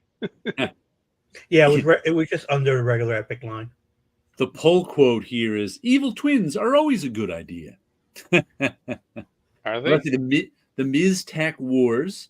Writer Dan Abnett. Penciler Brian Hitch, inking too. Then the Dark Angel, writer Bernie J, penciler and inker Jeff Sr. Death's Head 2, writer Dan Abnett, penciler Liam Sharp, inker Andy Lanning. Liam Sharp isn't British, right? Is he? He is. I believe he is, yeah. Knights of Pendragon, writer Dan Abnett. He seems to be writing a lot of this stuff. Penciler John Royal and inker Martin Griffiths. Since at the time DC had hired all good British writers, then Abnett was the only one left in the UK. Motormouth and Kill Power, writer Graham Marks, penciler Stuart Jennett, inker Adolfo Abila. And finally, Warheads. The writer is Nick Vince, the penciler and inker is Simon Colby. I barely ever even glanced at Marvel UK. Dark Guard, which came out in '94, was the first Carlos Pacheco job for the U.S. industry. I think there's some stuff that's worth reading, but a lot of that thing has that quirky British humor that you have with mixed with extreme violence. So it looks like Jim Starlin was starting on the Infinity Crusade. What were you saying, Wilson? No, I was going to say that they did do a big push of Marvel UK, because these I do have from the comic book shop. These were given away. These were stickers. Okay. So basically, it was a snap and peel. I don't know if you can see the text on it. So it's snap and peel stickers. Let's go big with you. Okay. Oh, okay. And it was basically just the Marvel UK, and these were given out at the comic book shops. Okay. So I got these at while I was working at the comic book shop. What does CAC stand for? I don't recall. I used to know that, and I forget, and I can't remember. Yeah. But did it refer to a specific story, like? I don't believe so. No, I think that just might have been a print thing, like, we had Candace, and I think it was something similar to that. Yeah, some sort of regulation thing. I think it was. Maybe UK, Canada. An interesting story, from what I recall. Okay. Could it mean UK and Canada? No. Okay. One thing, Infinity Crusade. That thing was such a waste of space. I never read any of these. That was so bad. Look, Infinity Gauntlet. It has a lot of characters, but the main story, if you follow it, it's well focused. Even with the switch in artists from Paris to Lim. Oh, to me, I was a huge fan of Jim Starlin's 70s stuff. I still am. But when he brought Thanos back, I just wasn't interested. Is the United Kingdom Comic Art Convention? Oh, that's what it was. United Kingdom Comic Art Convention. Oh, so there's the pull quote for you. Yeah. I figured he'd do something strange. Yeah. Infinity War was an obvious cash grab, but Infinity Crusade was just like pulling teeth. Infinity Crusade will be written by Starlin, penciled by Ron Lim, and inked by Al Milgrom. I remember reading a little bit of what was the first one called? The Infinity Gauntlet. That was it. Gauntlet, yeah. Checking that out a little bit, but as soon as Starlin stopped drawing it, to me it lost all its punch. Perez quit. I can't remember why. Oh, Perez, that was it. Once Perez quit drawing it, it was like, what's the point of this? I don't think he could handle the 48 pages a month. Right. Ron Lim could. He was very fast. Very incredibly fast. Ron Lim had already drawn the Silver Surfer stories where Thanos had come back, so he was actually, and he had also drawn the Thanos Quest miniseries. So it was actually the most appropriate choice of artists for the Infinity Gauntlet. But the Infinity War is a classic Invasion of the Body Snatchers. And it looks like all the art they're showing for this is Starlin art too. No, it isn't. Is it? I think so. Right? No, that's wrong. That's Ron Lim? No, it's not Ron Lim. No, I think that's Infinity Watch, isn't it? Yeah, from Infinity Watch, the spin-off book. And Infinity Gauntlet was originally Secret Wars 3, but they tainted the name Secret Wars after Secret Wars 2. And I once saw a memo saying that we got to change the name, and it became Infinity Gauntlet. Oh, and there was 4 books. There's Infinity Crusade, Starlin, Lim, and Milgrom. There's the Warlock Chronicles, Starlin, Tom Rainey, and Keith Williams. There's Warlock in the Infinity Watch, Starlin, Angel Medina, Tom Grinberg. The inkers were Bob Almond and Keith Williams. And there's Warlock Silver Surfer Resurrection. Oh, which is Starlin penciling too, with Terry Austin inking. I don't think I've ever seen that one. That must look pretty good. So the Starlin art must be from that one. I haven't seen that one actually either. I'll have to look that one up. And that's where and once again the prices on them vary. $2.50, $2, $2, $2.50. But Crusade was a 48-page book. Ah, okay. That's why it's 250. Yeah, pages 48, 32, 32, 30. The 32-page Warlock and the Silver Surfer Resurrection, maybe because it's got Starlin art, was still 250. It says here. It might be cardstock covers as well. I think it had I knew it had an enhancement, but I couldn't remember what. I don't think it was one of the regular ones. I think it was cardstock covers on that one. Spider-Man, the mother of all crossovers. What is that one? Is it the Round Robin or no Maximum Carnage? Of course, when Spider-Man and his crew meet Venom and his crew, you get the picture. Yeah. Amazing Spider-Man 375 marks the 30th anniversary of Spider-Man #1, says Danny Fingeroff. Danny Fingeroff just wrote a book on, what's his name? The assassin of Lee Harvey Oswald. Jack Ruby? Jack Ruby. Danny Fingeroff just wrote a book on Jack Ruby. Why? I was surprised to see that. Okay. Maybe it's a hobby for him, the Kennedy assassination. Yeah. Okay. I don't know him that well, but I know it just came out, and I saw he was doing some shows talking about his Jack Ruby book. Here's an interesting thing. What thing that people don't know about you would you like to write about? Well, he's doing the Gatsby. Yeah, Gatsby. There we go. But people know about it. But here's something I was just thinking about writing about today that I wanted to write about someday. The comic book related. JLA Avengers is the greatest superhero epic ever. The Perez, Kurt Busiek. Because I have that on a shelf near me, and I'm always like glancing through. I'm like, I think this is, I think better than any other superhero epic. I think that is the sort of pinnacle of superhero epics. Every page of art is magnificent. It is, but it's masterfully mumbo jumbo-ish. Yeah, but it's also a retread of the Avengers Defenders War.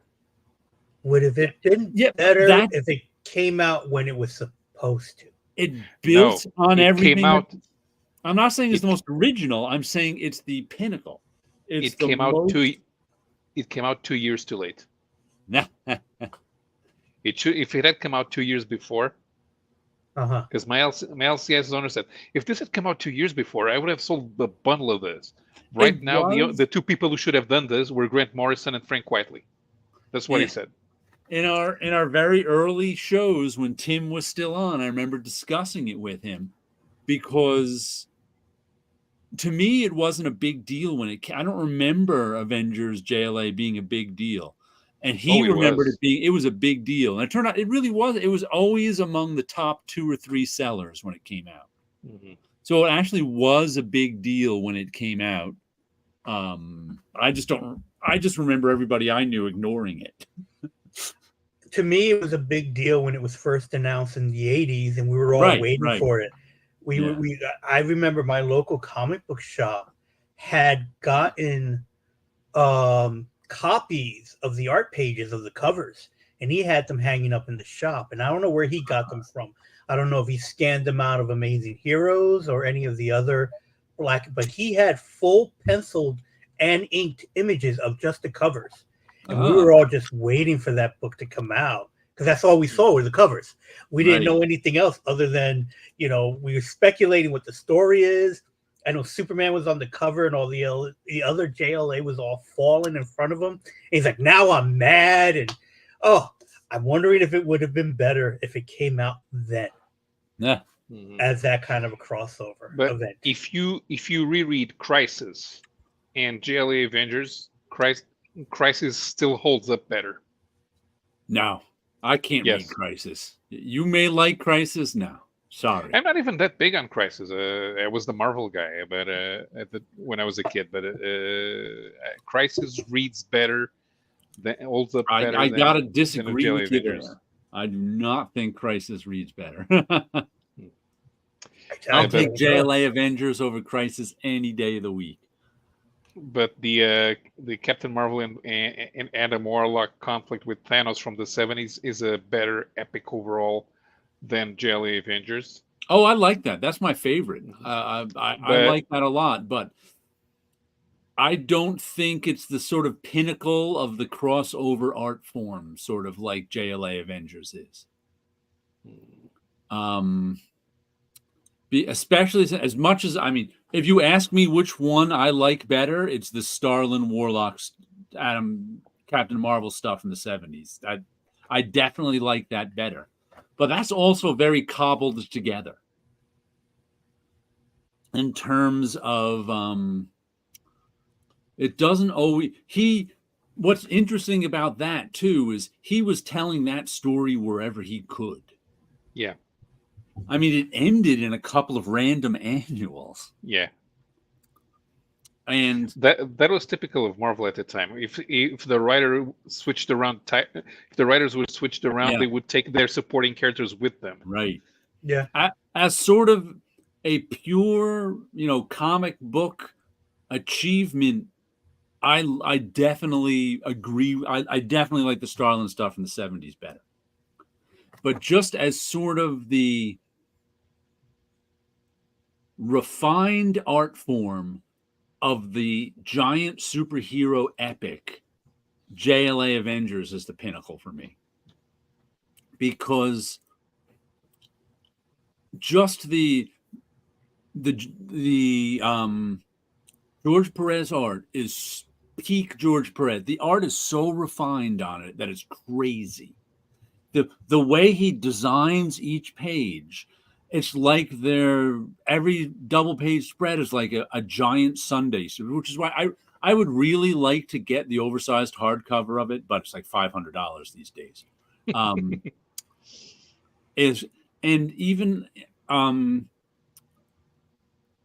Who wrote it again? Busiek?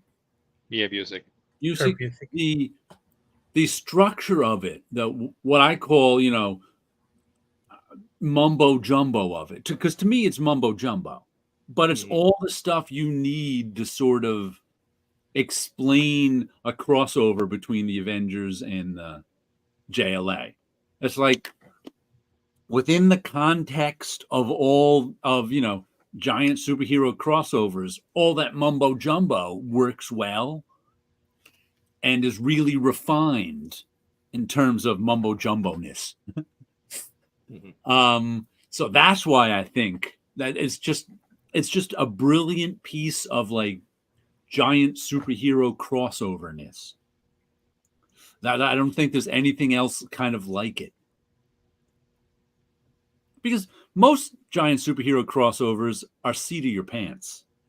No matter how much planning goes into them, by the end of whatever crossover, they're making it up as they go along. But this was like a tight 4 issues. Yeah. So. Well, I like that they avoided the obligatory Captain America Batman fight. Yeah. They talked. That even goes along well with the mumbo, the fact that instead of fighting, they talked and to figure things out. But you put Captain America and Superman in the same room, and they fight, even though that Superman can kill Captain America in 1 second from a distance. But the point is from orbit, right? But they're the symbols. That's why they can't be in the same room with each other. That's why they fight. Mm-hmm. It's not a fight of powers. It's the symbology. They are the ones that represent the best aspects of each other's universe. So much good when thought when Superman shows up and says, "Oh, these guys are an inferior product. They can't even do good in their own universe," and Captain America says, "These fascists have clearly taken over their planet." Busiek did an excellent job at distinguishing the two universes and what made them different. I think it was really well thought out. And I think Hawkeye had one of the best lines in that crossover. Him going, "That's it. Squadron Supreme. These guys are ripoff of Squadron Supreme. But I saw that joke 6 years before it came out, because there was a back in the days of mailing lists, we had a discussion mailing list called the West Coast Avengers mailing list. And greetings, Sweetie Reader. Which was hosted by Van Plexico, the guy who wrote the book about the Avengers 20 years ago. And Kurt Busiek was a member. He went in there and he talked to us, and he was just one of the guys. Right. People there. Every once in a while, it kind of degenerated to the "Hey Kurt" mailing list, because people would ask him questions, and it always started "Hey Kurt." but he would talk, and he said, "Oh, I'd love to write the." There was always talk about the JLA Avengers crossover from that never came out, and he was obviously had thought about it for years and years. Yeah, and he went so much in the writing. Yeah, and he said, "I want to put in the joke about when Hawkeye meets them, he's going to say they're a bunch of Squadron Supreme wannabes." And like George Perez was just the perfect artist for it, because he could handle all of that, of those different superheroes in this. I don't think anyone else could have done that as well as George Perez. That's why it's just crazy to me how, and it took me years to realize how good it was. First of all, I had it on my shelf for a decade unread. just completely because I got it at Marvel when it came out, the trade paperback, not the individual issues, and I just never was interested in reading it. Finally, I read it, after 10 years or so, and I was like, yeah, there's just so much mumbo jumbo in it. I liked it, and then I started just kind of looking at it because I liked the George Perez artwork, so I'd pick it up every now and then and flip through, and then I'd read little parts of it. And this little part, and I was like, wow, this is really a lot better than I think it is. And it took me like 5 years to come to the conclusion that it was probably the pinnacle of giant superhero crossover stories. Yeah, the problem for me is that at the time we had already shifted the superhero paradigm. So I was more interested in exploring the concept of the superhero universe in the frame of the Wildstorm universe, and that it had already come to Marvel. Also, there was Grant Morrison doing New X-Men, and he was reinventing. He finally made the X-Men interesting again after years of. I'm telling you, soap opera. Do you have a copy of JLA Avengers? Yeah, I bought the originals when they came out. Keep it out. Look through it again. Because I know what you mean. I'm not even saying like there's. I mean, there's plenty. Like I like the one you mentioned, the Starlin 70s Warlock, and I like that better than it. But this actually grew on me and became the pinnacle of that. But it's like it's a very particular type of story. Like you said, you were more interested in the Wildstorms. So was I. I mean, I was more interested in like Stormwatch, and I'd still I still, to my taste, the Warren Ellis and Tom Rainey Stormwatch I like better. There's lots of things I like better than it, but in that little niche of sort of mainstream giant superhero crossovers, I don't think there's anything better than JLA Avengers, and I think it's a masterwork of that niche. But if you were to give that book to just like a normal everyday reader, they'd be like, what? I mean, you have to give that book to a well-established comic reader, or they wouldn't even get everything that's going on. Because there's so much going on that has to do with, 50 years of Marvel and DC. I wonder if they had to think about a proper DC villain, because the Grandmaster is an Avengers villain, but Krona is not necessarily a JLA villain. It's like the villains he even picked were like just there for their function. Yeah. Which, in that type of story, that's what they're there for. You have to pick a couple of villains that are really just there for their function of getting these two teams together. That's the only reason these villains exist. Because, that's part of that little small niche of storytelling. In the original was Kang the Conqueror, and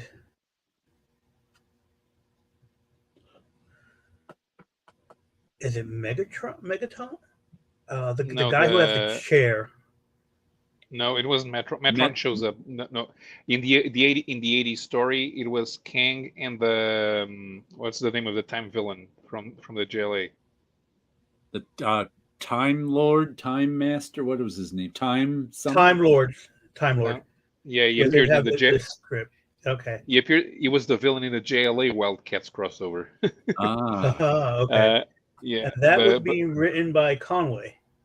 Yeah, that's why they had inter-office politics that kind of killed that one. Yeah. And Batman and Captain America do fight. Mm-hmm. I'm just looking at Tom Brevoort's page has the original plot and the unfinished artwork for JLA Avengers crossover. I think it was printed somewhere. I remember seeing it somewhere. In the back of the book, in the back of the trade paperback. The back of the trade, I have it. I mean, I haven't looked at the back in a while. Right. Not in the trade. It's in the first hardcover, and I'm not sure if it's in the second because Liefeld owned the pages that had been done. He owned the pages. Okay. He owned them at the time, so he loaned them to Marvel to scan them and print them in the first hardcover reprint. But I'm not sure if they show up in the second. And then, but that would be the secret thing I would want to write about, like Jack Ruby and Danny Fingeroff would be the brilliance of JLA Avengers. There you go. And the article basically reprints what appeared in the Comics Interview magazine. Issue number 6 is where they talk about it and then show the artwork. So I posted a link in the private chat because I don't think I could post that link in the comments for people to check it out later. Yeah. Right. And a Funko Pop update. If you remember, I bought those Funko Pops in December and said I was going to do something with them. Well, I finally started trying out painting them. This thing is hideous because I have no plan for it. I was just trying out various things. And originally I was going to paint them in just black and white. But so as you can see here, I used some white, I actually used some white acrylic paint, a heavy body paint to paint to white it out first. Then I started painting on it in black too. And it was just coming out so terrible. Then I discovered the paint markers I recently bought work on it. So that's where you can see that, like, this yellow. Let me see if I can let me go bigger and see if it stops whiting out from the, like, this purple in his hair and the various colors are all paint marker. And like this yellow around his eyes is paint marker. The red is actual acrylic paint, but I still haven't figured out what I'm doing yet. So I was just kind of like painting. And it's coming out absolutely horrible because there's no plan. But at least I figured out how to. And I also discovered that in the early 2000s, I bought a bunch of Matchbox cars that I painted on. And I still had some left over. And I also discovered, and I used to use, do you guys know that Testors hobby paint? Yes, I used to paint with that a lot. Paint. I used to use that, but I discovered that these acrylic markers also work on the Matchbox cars. So I just took one out that I bought like 30 of these yellow Dodge Vipers that I painted on like 10 of them. So I still have a bunch of them. So I just started painting on this Dodge Viper here. So I was like, oh, those paint markers I just got this month I can draw on all sorts of stuff with them. I can draw on Pops. I can draw on cars. So you'll be seeing some new stuff on different surfaces. He doesn't want to kill them or chop them apart. And let's see, our 1, 2, 3, 4, 5 Spider-Man books in 1993 was Amazing Spider-Man by Michelini and Bagley with Randy Emberlin on inks. Web of Spider-Man, written by Terry Cavanaugh, penciler as Alex Saviuk, inker Various.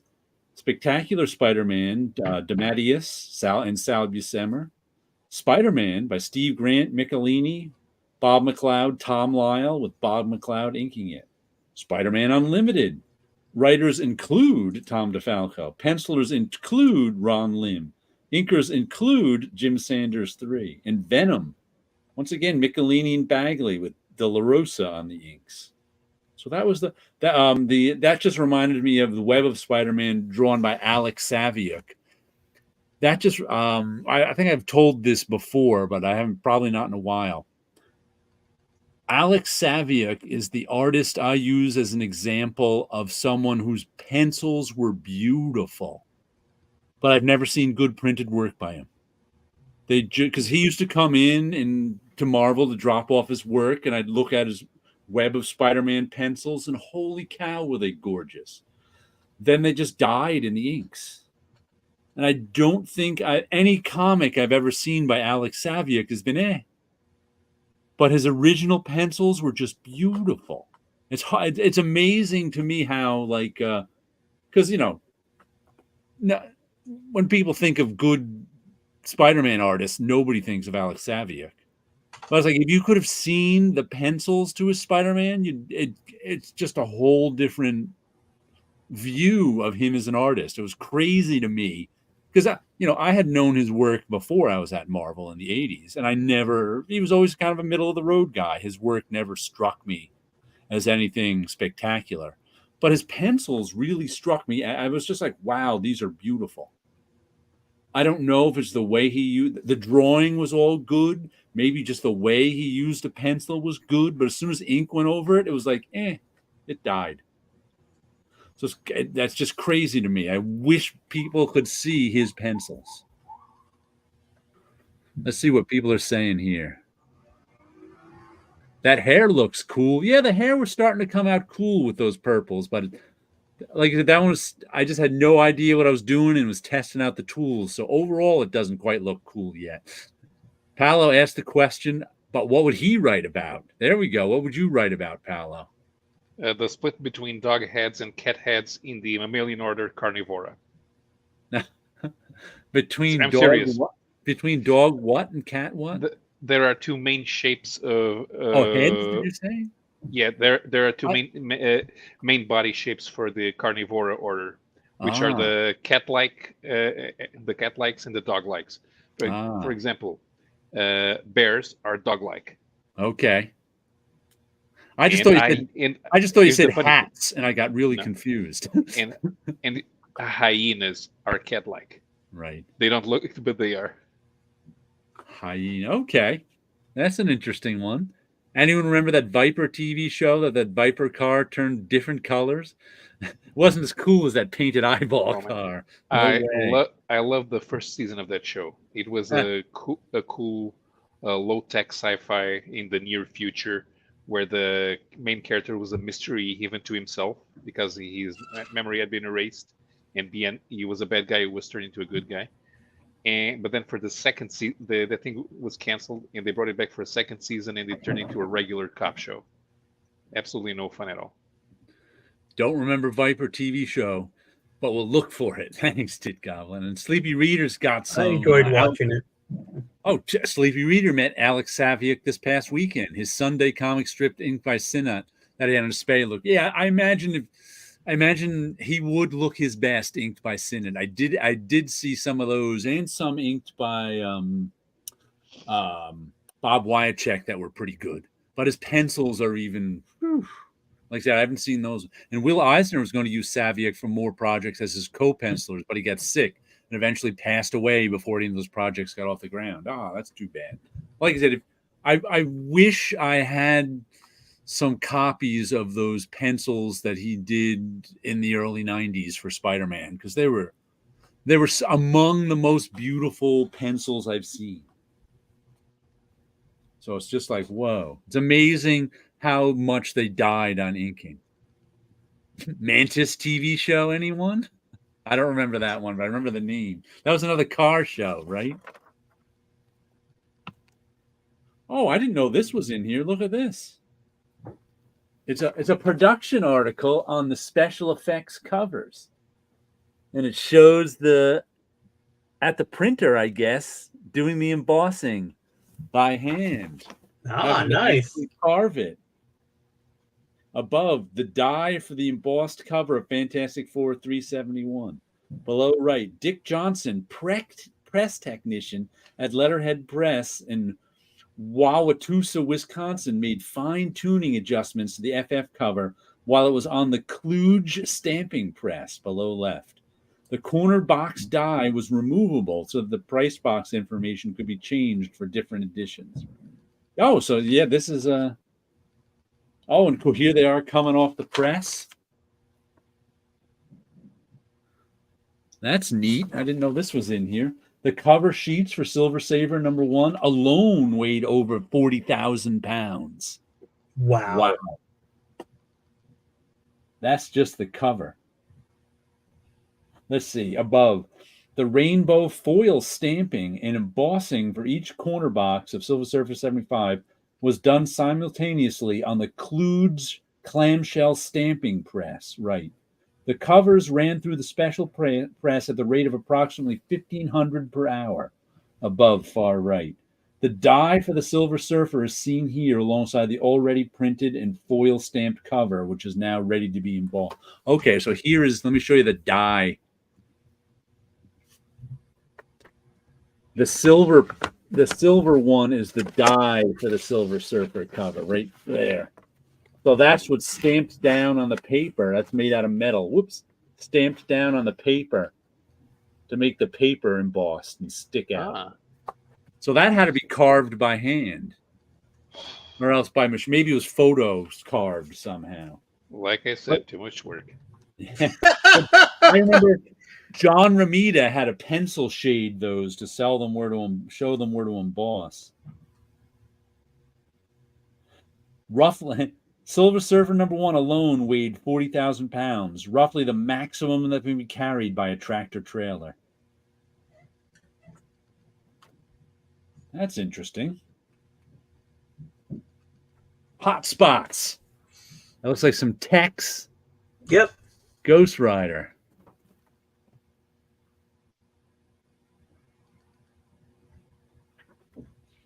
Oh, this is the Midnight Sun stuff, I guess. The horror line of Marvel. Mm-hmm. These might be Cold Keys, the Midnight Suns. Weren't they supposed to come out with TV shows and stuff with them?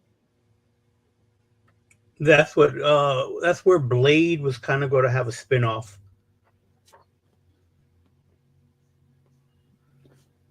Oh, there's a lot of Midnight Sun stuff. Doctor Strange, Secret Defenders, Hellstorm, Prince of Lies, Alpha Flight, Moon Knight, Spirits of Vengeance, Morbius, Night Stalkers, Darkhold, Midnight Suns Quarterly, New Warriors, Cage, Terror Incorporated, Deathlock.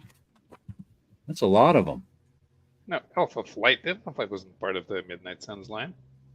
Yeah, they must have just got thrown in there with the general stuff.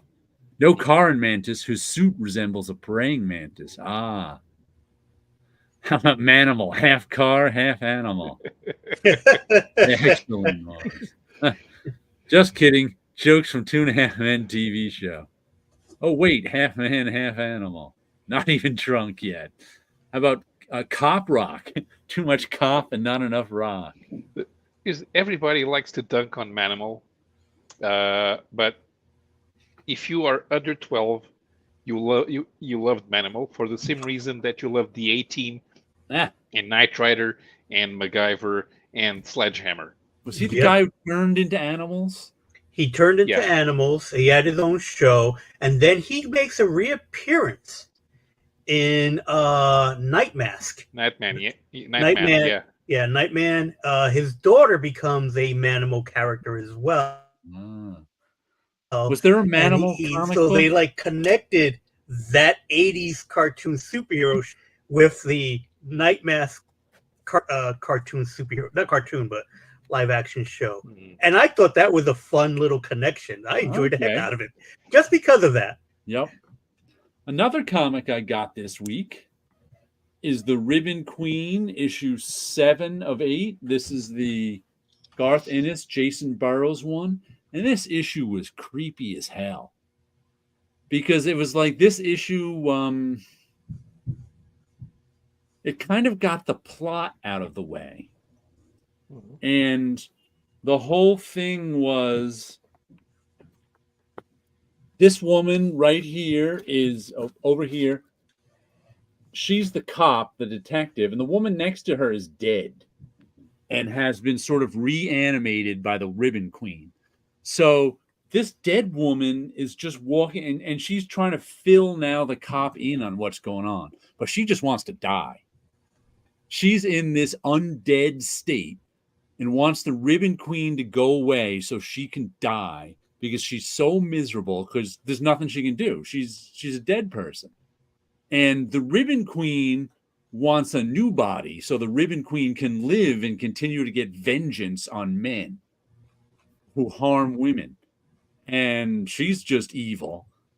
And the cop is the dead woman is trying to make a deal with the cops, so she becomes the Ribbon Queen, and the cop's like, no.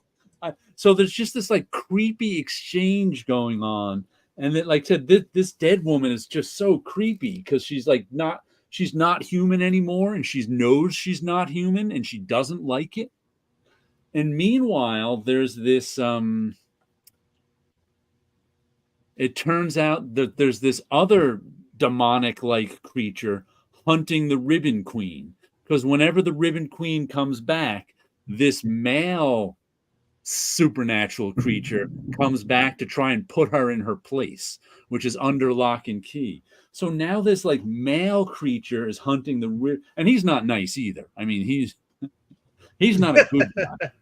A matter of fact, the dead woman is trying to explain to the cop that the coroner, who's her good friend, that he's not himself anymore. This male demon has taken over.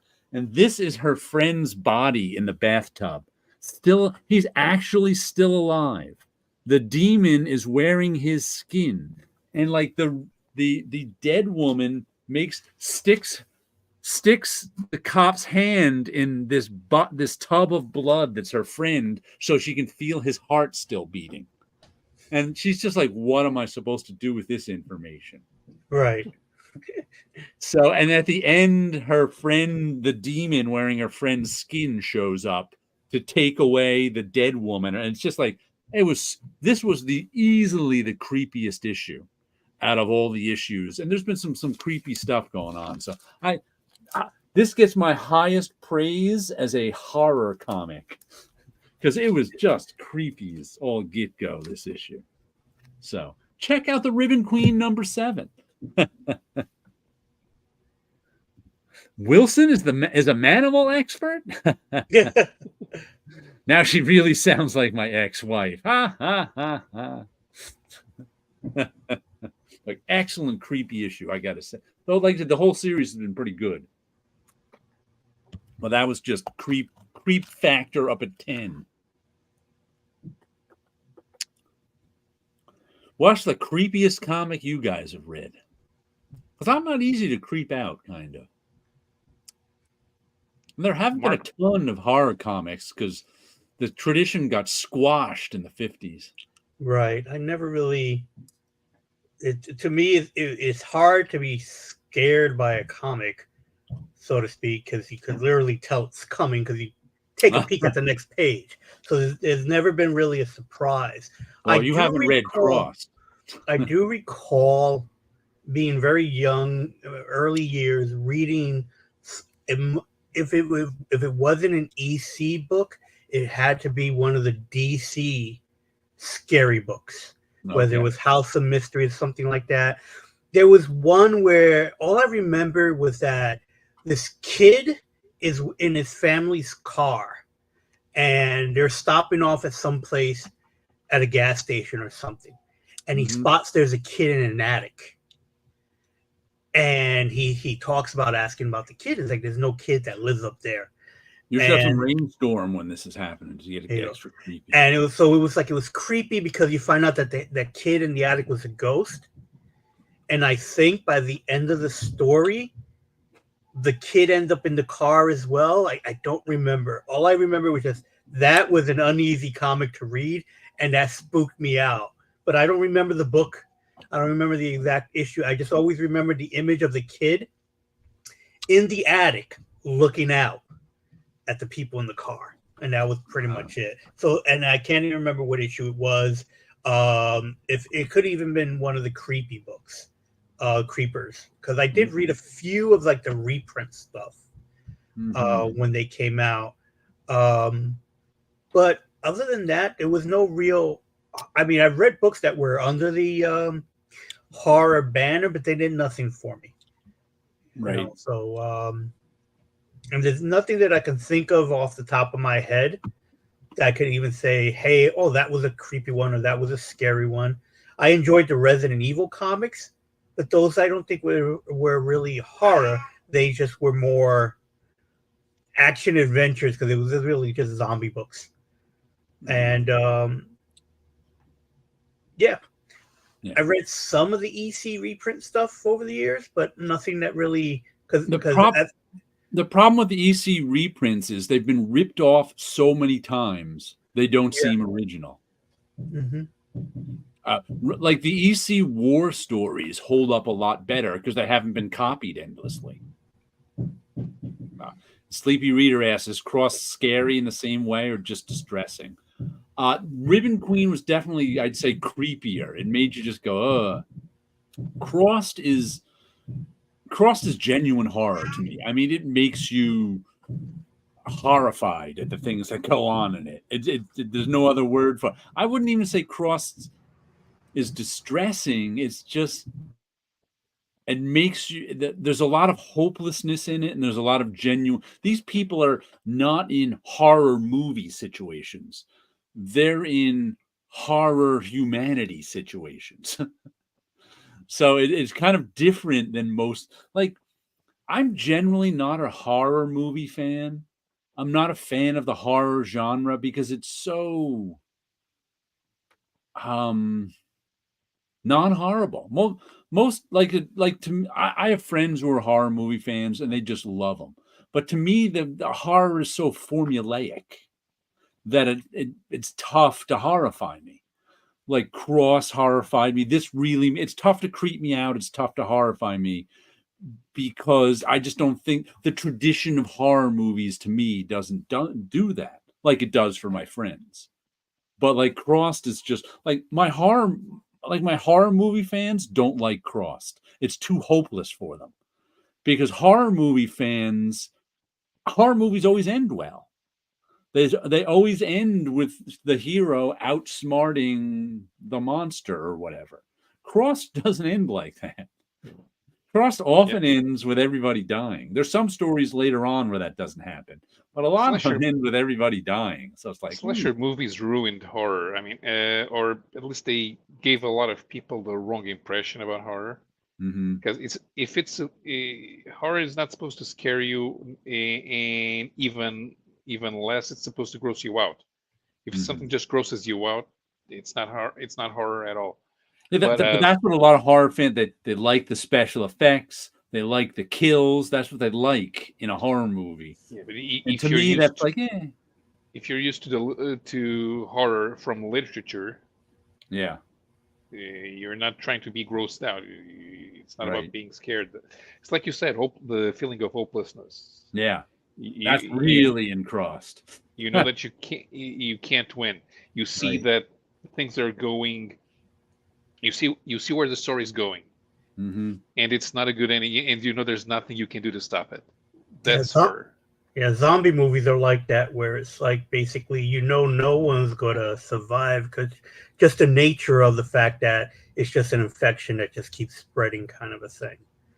And so for a while, that would be the only kind of horror movie I would watch, more so than the slasher films. Although I did watch many of the slasher films that came out, but things that like would scare me, if we're speaking movies, something like Final Destination really made me uneasy. Mainly because of making death not only sentient, but angry that you got away. And it found very creative ways to kill you. I found that as a concept quite scary. There were they had some well done deaths too in Final Destination, right? That was the one where someone escaped death and some elaborate Rube Goldberg device that eventually ended up killing Very much so, yes. Sci-Fi Time and Group Therapy Podcast. See you, fellows. Have an excellent one. We'll see you too, Friar Tuck. Take care. Noir is when people looking for real. Noir is where people looking for real scares go. Yeah, that could be it. I actually got a new book just today. If you remember last week, I think it was, I reread The Night Eaters, book 1, and said, hey, book 2 is supposed to be out in November 2023. I never even saw it. And I went and I saw this on Amazon and put it on my wish list. And then it went down to $18. I was like, all right, I'll buy it for $18. That's Marjorie Liu and Sana Takeda, the same two who do Monstrous. And I think my main point about the first volume was that it was one of those volumes that read better after you read it the first time, because for 3/4 of the book you were wondering what's going on in the book, because there was stuff they weren't telling you. It was like a horror book, but at the end we found out that the mother and father of these two kids, it was in the first 3/4 was like a slice of life book about, I think they lived in Queens, the mother and father, and these two kids, and the mother was just very sort of cold to the kids, and they were always like, Mom, why are they gonna? And there's these whiny kids. And then we found out at the end of the book, the mother and father are actually some kind of demons who were summoned centuries ago. They're like, well, what do you think happens to demons when they're summoned and then the spell goes wrong or whatever? So they've just been wandering the earth for hundreds of years until they found each other like in the 60s and decided to see what happens if they settle down and have a family. And the two kids were what happens. And they were just living a normal life. And there was a scary thing with a house across the street. So I have no idea what this second volume is going to be about. Now that we the readers know who they are and what's going to happen in this story, I don't know. So I look forward to reading this. But it was, the list price is $30 US. So it went down to 18 after I put it on my pull list. So I pulled the trigger on it, and now I'll read it. It'll go into the reading pile to be read sometime.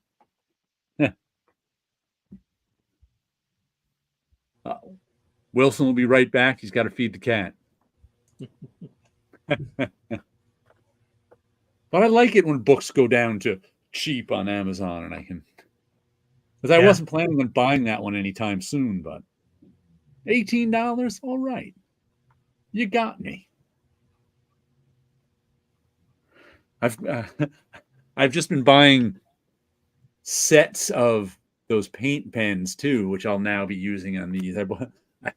I bought 2 sets of paint pens to paint on the Magic the Gathering cards first, which I'll now be using on. Then I was like, ooh, so I ended up getting a set of black paint pens like this. Then I got a full set of color, because I've been buying paint pens on Amazon more than books these days. Because there's a billion different paint pens. I don't usually buy art supplies on Amazon. Like, I usually buy it at Dick Blick or Jerry's Autorama, but just for paint pens, it seems. For cheapo markers, Amazon is good. Mm-hmm. Where do you get your art supplies, Wilson? Usually I would get them from Blick. Yeah.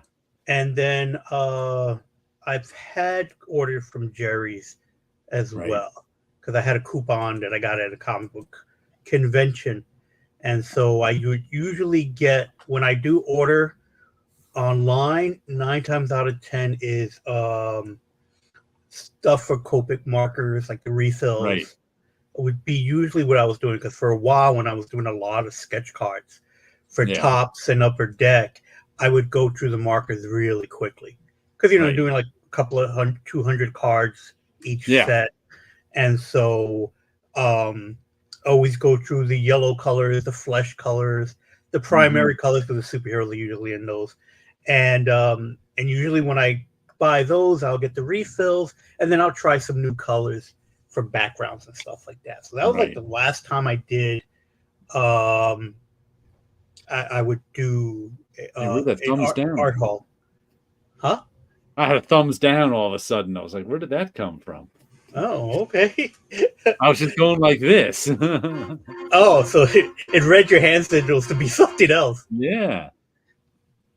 So that's usually where I would get it, from Blick or and although I still like going to the art store, because it's just, you discover so much more, and that's usually like Michael's I would go to.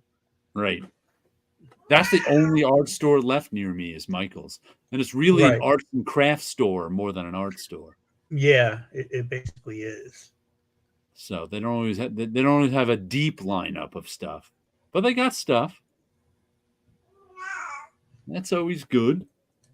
See, Sleepy Reader says, have either of you artists thought about pursuing the variant cover game?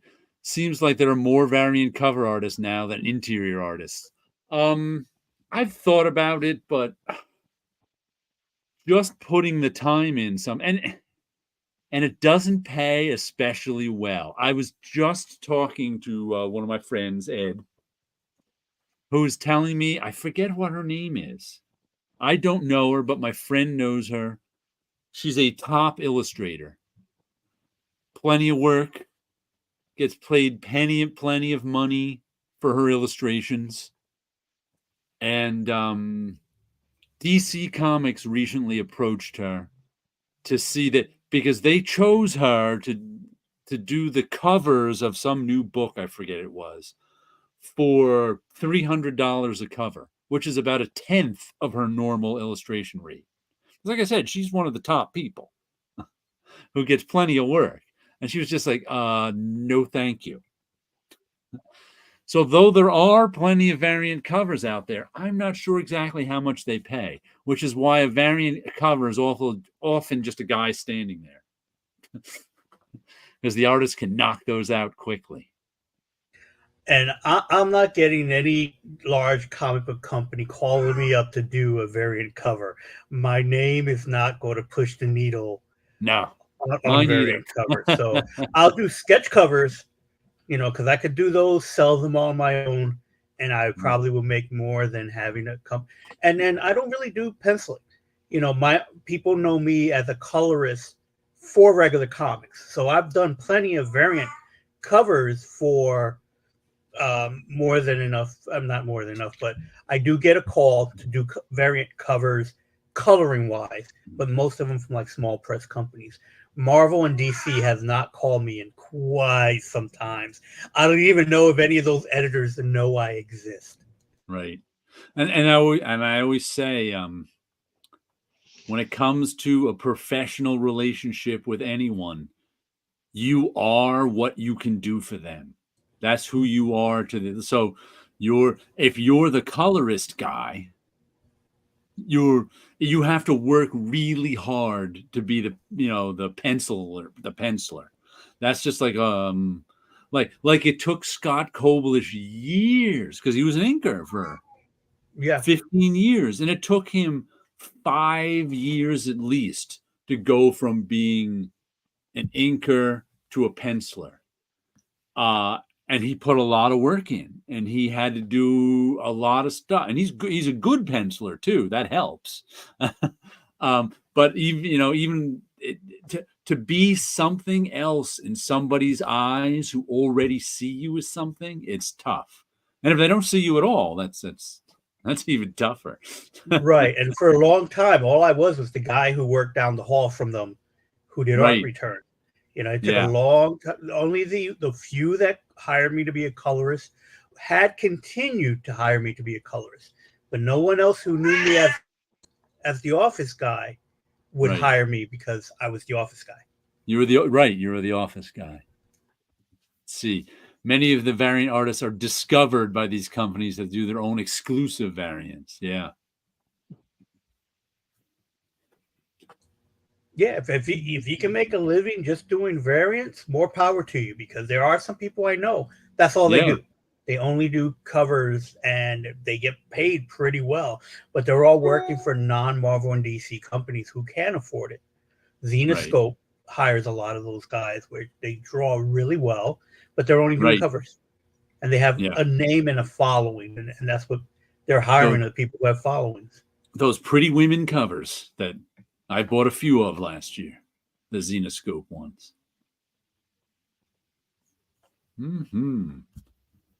Let's see, what's another comic I got this week? Speaking of Pretty Women, it's Maria Lovett's Crave, issue 3. I think this is going 4. I can't remember if it's going 4 or 5, but I've got it on my pull list. Lots of sex in this comic. These Europeans, you know how they are. They're sex crazy. At least I think she's European, isn't she? She's Spanish. She's Spanish. This is the one that's maybe she's a good Catholic girl.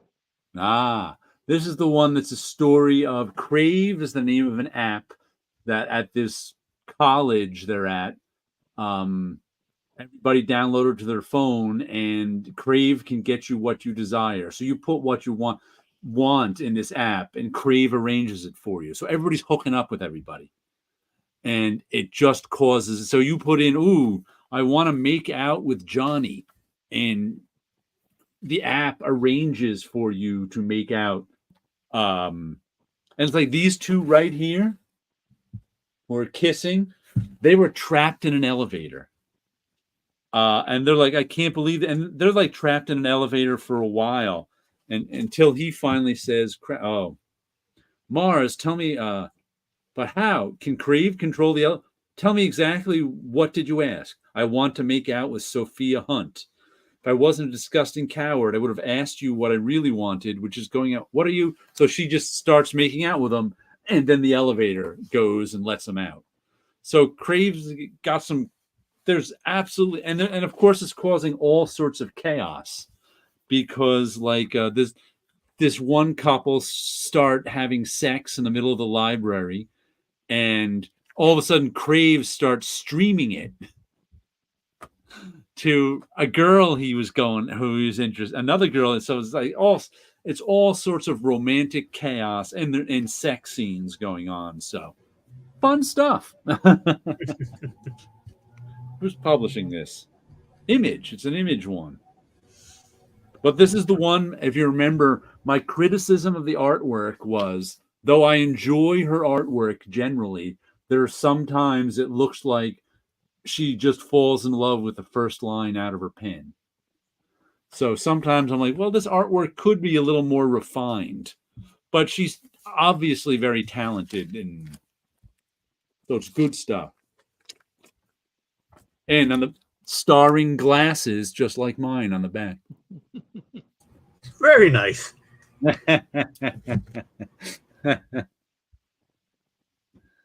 New sub. I love comics. Oh, cool. Glad to see you. So much of the variant biz is not based through the Marvel and DC editorial. Yeah, there's just so many comic book covers these days that it's crazy. Even like I don't think Sleepy was here for Fearless Dawn that I was showing before. But this, Fearless Dawn, this little comic by Asylum Press has, I don't even see that, has like 6 covers to it. All these Fearless Press things have at least 4 or 5 covers. It's crazy. I was looking at them online through one of their, and I saw all the covers to Fearless Dawn. I'm just like, wow, so many covers to everything. I mean, I guess it's easy to do in terms of it. It's a lot easier to make a cover than it is to make a comic. So why not put out a bunch of covers for your comic if people want them? I know, I think Marvel and probably DC at this point, they do have a program where if you own a comic book shop, you could get a cover that is only exclusive to your shop. Your store. And then that shop may hire you to do it. So Right. yeah, if you could get the gigs, why not? Yeah, you're welcome all the stage. Yeah, I mean, why not? I mean, I bought this one because this one caught I bought it because I liked the insides, but it caught my eye because I liked the cover.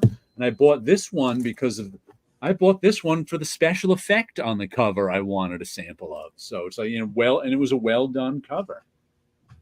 And it's funny, I went around, I was saying, because over the last 2 years, I probably bought maybe a dozen comics just for their covers to have samples of them to show my students.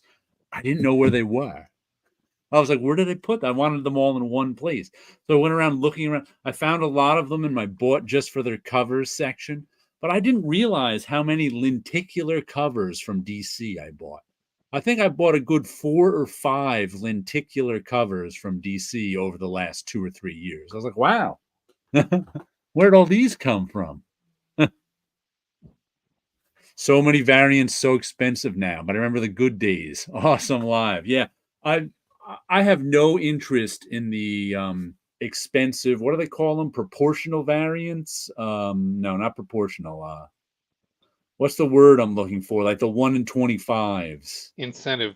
The incentive variants. Well, they're incentive, but there's also a specific name for like the 1 in 100. Whatever it is, those expensive incentive ones that are like 1 in 500. I got no interest in them. Those are for collectors. Yeah, not for people who just want a nice cover. The ratio variants, that's what they call them too, as well as the ratio variants. That's the word. For me, that's too much work to keep track of. You have to have, a comic book shop that's large enough to order enough of them. To me, that just seems like. Well, what it is my comic book shop will order them, but you're paying for it, kind of thing. Like if it's a 1 in 500, you're buying 500 copies. Mm-hmm. So that's how expensive it is. So that's just all that. Oh, All the World's a Stage collects books too. Wow, I read almost all my books. I have collected editions, of course, but like all my books that are text that I read everything digitally these days and I may collect them digitally, but I can't have. I have too many comics to have books too. Yeah, I collect audio books more so than digital. This one's weird. Here's my reread of the week: Hotel Harbor View, and this is a Japanese comic from 1990. And it came in this dust cover that's textured with all these lines on them. And as you can see, it's turned yellow since 1990. So I'm always like, should I just throw this? It doesn't even feel good. I'm always like, should I just throw this out? But I keep it with it because I'm a comic collector. How can I just throw it out? But this is not complete without it. It's cracking and falling apart. The flat plastic is done, but it's like, oh, I can't just throw it out. It came with the book. It's story by Natsuo Sekikawa, art by Jiro Taniguchi, who I don't really know, but Jiro Taniguchi is primarily known for doing biographical work. Okay. He came out in 1990. Taniguchi, I think, has some clout in Europe. And the first one has some nudity in it. There's 2 stories. There's a Hotel Harbor View and Brief Encounter. And the first one is about a guy it's noir. And this guy right here is hanging out in a bar waiting for someone to come by and kill him. So that's the whole story. He's hanging out in the bar. He's not going anywhere. there's stuff going on. I won't tell you the resolution of the story anyway, but it's a noir story about a guy hanging out in the bar waiting for someone to kill him. And the second story is about an assassin in Paris who she's hired to kill another assassin. And the other assassin she's hired to kill is somebody she was in love with for a week. Well, he doesn't remember her. So it's all about her dealing with having to kill this guy who she was in love with for a week.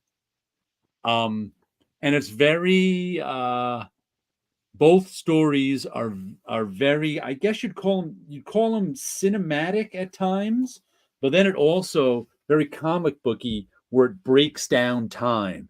It like it stops time in moments and shows you really small slices of time as the action happens. It's a fun to watch. It's not quite as deep as Fred Burke writes a little editorial in the back about how it's all about the contemplation of life and death through assassins. And I'm just like, I don't think it's that deep, really. But he did. But it's good stuff. I mean, I don't think I've read it in a good 10 years at least, but it's something I can pick up every few years and read. Nice little story. Nice little standout. Ooh, it gives me the creeps just touching that thing. We'll put that Hotel Horror, and it's one I just picked up like in 1990 on a whim. Every time your cat meows, my dog starts barking. My oldest book is from 1800, Michael Faraday. Wow, I read PDF books as well. You know Taniguchi? I do know Taniguchi, which is amazing because I hardly read any manga. Yeah. You read his manga about a guy just walking about. Oh, was that him? Oh, I didn't realize that was him. Yeah. Everything. Okay. Yeah. What I hate about Chris Ware is what I like about Taniguchi. Yeah, I didn't realize that was him. Same guy. Okay. I have read a couple of his. Matter of fact, I have one or two of his on my wish list on Amazon. But they haven't gone down to $18. They stay around 25 or 30 or 35, depending.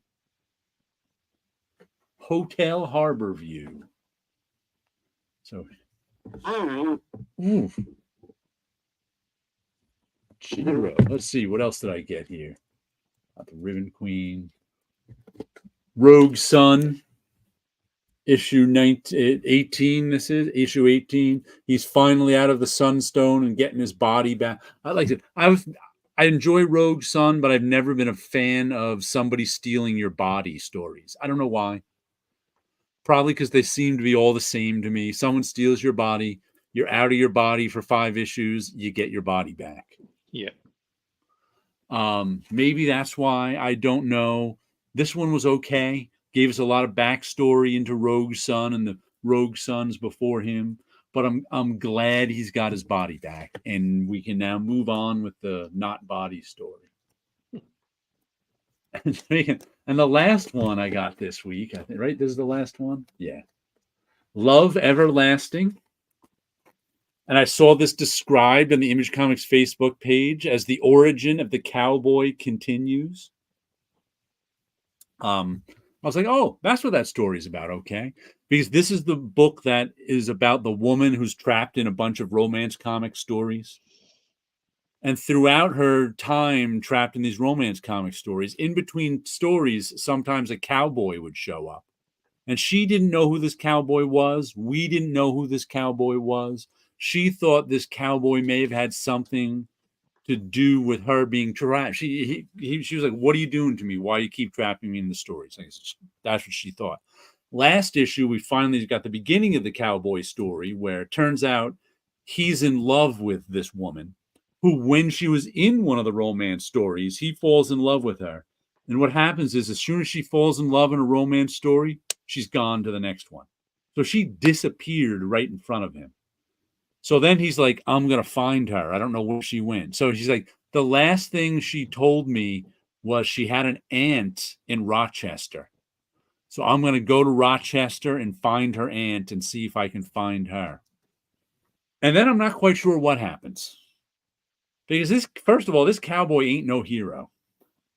He ends up, as he says sometime in the story, on his way to Rochester, he kills like 7 men, 4 women, and 3 babies.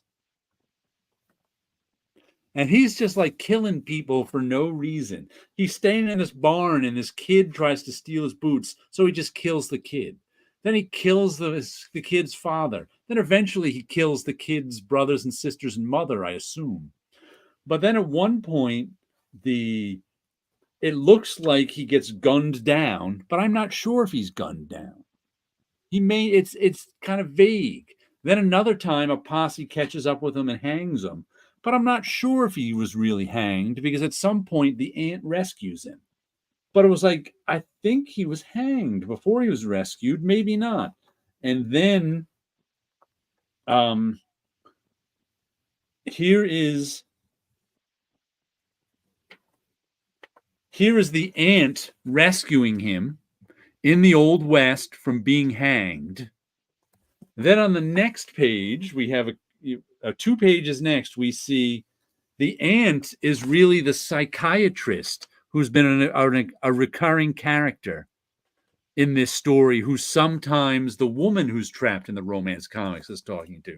So now the woman who's trapped in the psychiatrist who talks to the woman is now talking to the cowboy. So I got no idea what's going on here. Is the cowboy's either alive but he's just a character in a story anyway, so he could be anywhere or anything. This got really, I mean, it's always been kind of weird and meta, but it got even more so. I assume he's going to explain it all by the end of the story, but right now I have no idea what's going on with this cowboy. He was in the Old West. He could have died a couple times. He's just murdering people left and right, men, women, children, and now he's got a psychiatrist in the present. The twist to the end. What was that? The twist to the end of the story is obviously you're going to be trapped in the book. Oh no, I can't get out. That's like those ice cream man stories when sometimes it's like, don't turn the page. If you turn this page, I'm gonna die. Stop reading now and don't turn the page and I'll live. And it's like, oh, I killed him. I can't not turn the page, and he knows it.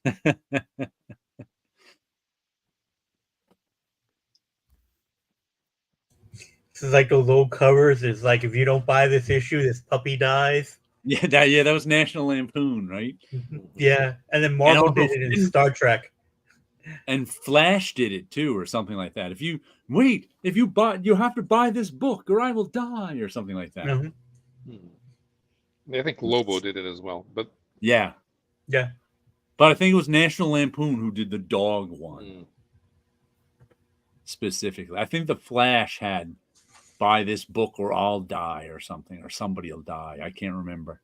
And we did it at Marvel with the Star Trek book, where Worf is holding up a tribble and he has a phaser to his head, and it's like, buy this book or I kill the tribble. Tim Toohey was really happy he was able to get that to go through. There's a Wikipedia article about the cover. If you don't buy this book, we'll kill this dog. Was it National Lampoon? It was National Lampoon, okay. 1994. 94. No, it must be 74 or something, right? That was earlier than that. It says 94. The article came out in 94. Well, this is the collection. Yeah. Okay. Because I know it was popular enough that a lot of magazines, I think, reprinted something similar to that effect. Yeah. Okay, so this was by Maddie Simmons. So let's see.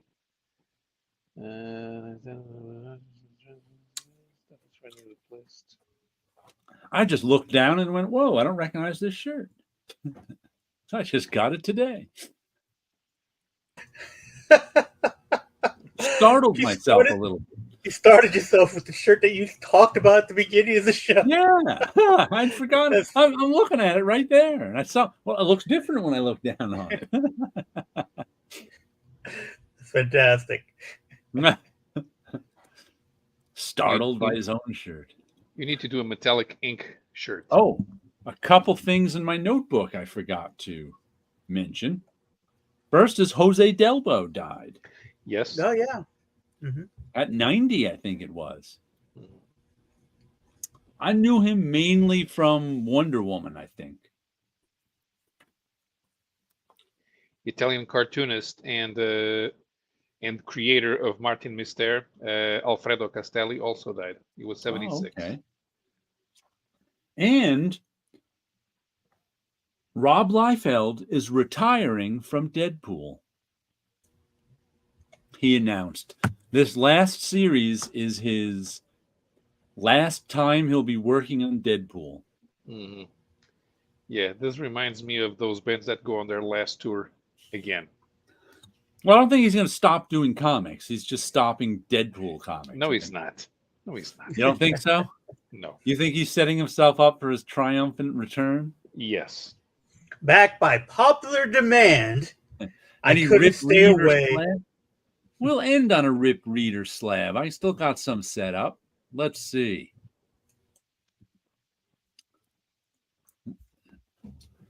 I got 43, 49, 58, 74, 79, 86, 94, 206, and 214. Pick a year.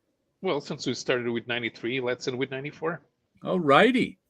Sounds this good. is 1994 October Superheroes that I've never read. Let's see. Present the share screen window. There we go. There's some ones you weren't expecting for 1994 superheroes. We have got Prime number 15, Geomancer number 4, and Out of the Vortex number 12. A final earth-shaking issue. Mm-hmm. Wow, I don't remember Into the Vortex at all. Yeah. The logo is familiar. I'm sure I bought it. I know I had bought the other two because I was getting Geomancer and I was getting Prime. And it's Randy Green art. That Geomancer cover almost looks like Frank Quitely. Oh, yeah, but it can't be because that he wasn't around in 94. No, it could be Or Joe he was Quesada. Vincent Deegan in 94. No, it could be Joe Quesada. Ah, let's see. Sleepy Readers already Rip Prime because of writer's conviction. Read Vortex and Slab Geomancer.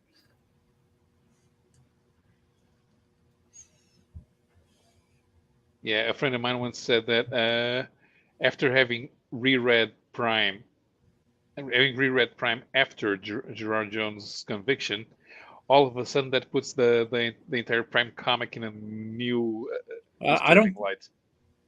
It looks like doesn't have his name up top there. He does. He does. Jones and Straczewski. Oh, whose name is first? Jones. Oh, Jones and somebody? Straczynski? Len Straczewski. Okay. Jones. All right. So that's the that's the same guy I just mentioned before, right? Gerard Jones? Who wrote something in here in 93. Okay, the cover to Geomancer is by Rex Morales. Really? Okay. All right.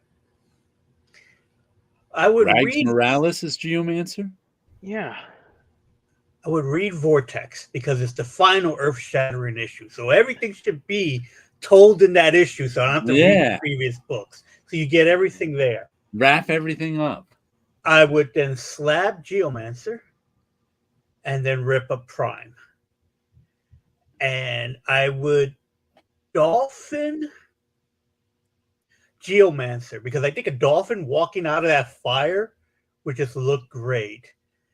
And I would put the flamingos looking into the vortex because they must witness the vortex.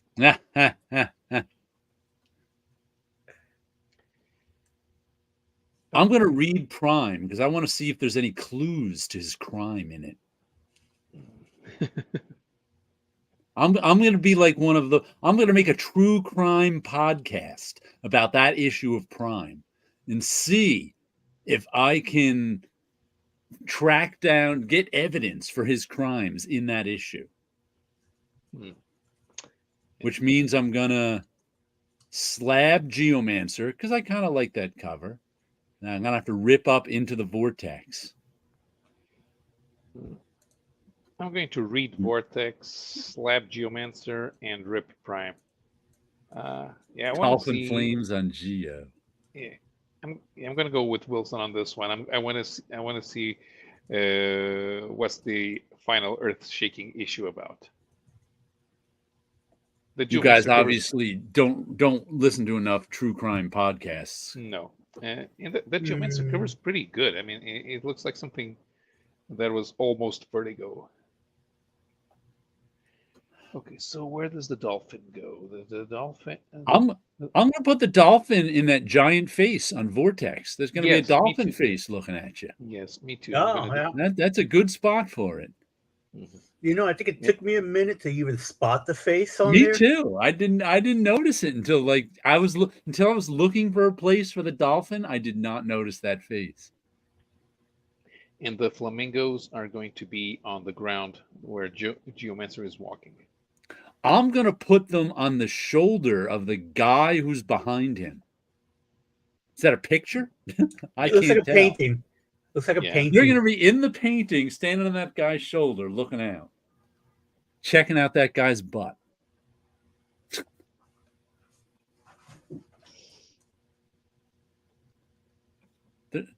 Who drew that cover on Prime? Perez.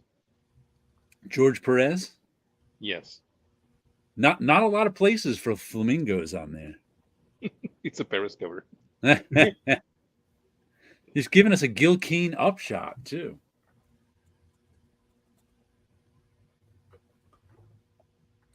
It's a nice coloring on that, too. Yeah. There's like almost like a Michael Golden feel to it as well. Mine the comic says, read Geomancer, rip Prime, slab You can't read Geomancer and slab Geomancer. What the heck? He read it before he slabbed it. Dolphin V in the Vortex. Neon pink flamingos all over Prime. But now it's no longer 9.8. No longer a 9.8. I'm going to get a t-shirt that says that. No longer a 9.8. 9.8. The big crack in it. We should make pink flamingo stickers. Yeah. Just to stick them on the covers. Stick them wherever you want. And just say pink flamingo watches. Or witnesses. We'll scan it right out of that book. Put them wherever we need them. If I could remember the name of that book. It's over there in my... World something, was it? I filed it under the artist's name, and I can't remember the name of the artist or the book. I saw Elemental Sex issue with Green Mermaid getting boned by a dolphin on the cover this week. That's a famous cover. Yep. The Green Dolphin. By the way, this was a guy from The Witcher. Let's remove this. This was the bard from The Witcher that I turned into this not quite finished thing. Yeah, that's why he's got a guitar. And I was looking up how to take the heads off too. So you can, hair dryer. And I realized I don't have a hair dryer. I haven't had a hair dryer since like the early 90s. I want to get one to take the heads off of.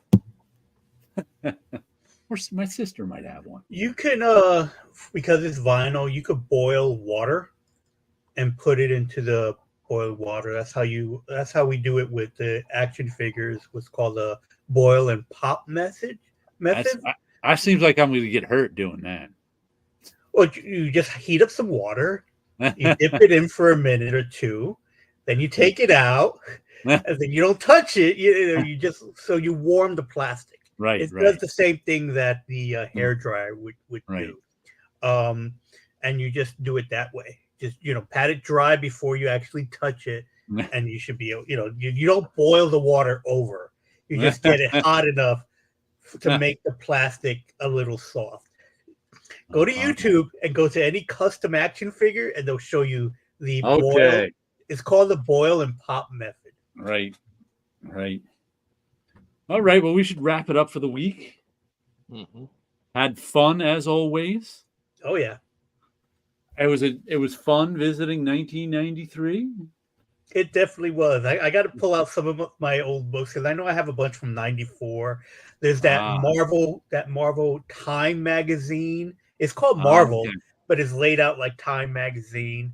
I have one of the annual reports. I know that somewhere. I want to go look for it. I definitely have an annual report, so I'll pull that out for next week. I know exactly where it is. Okay. We'll show an annual report next week. Do any of you have that Marvel fanfare that's only pinups?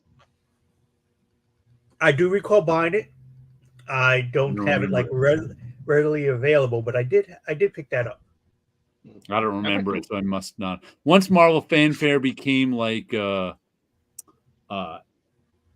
when they just started dumping all their inventory stuff into it, I which was right away, just about. The first issue was an inventory story.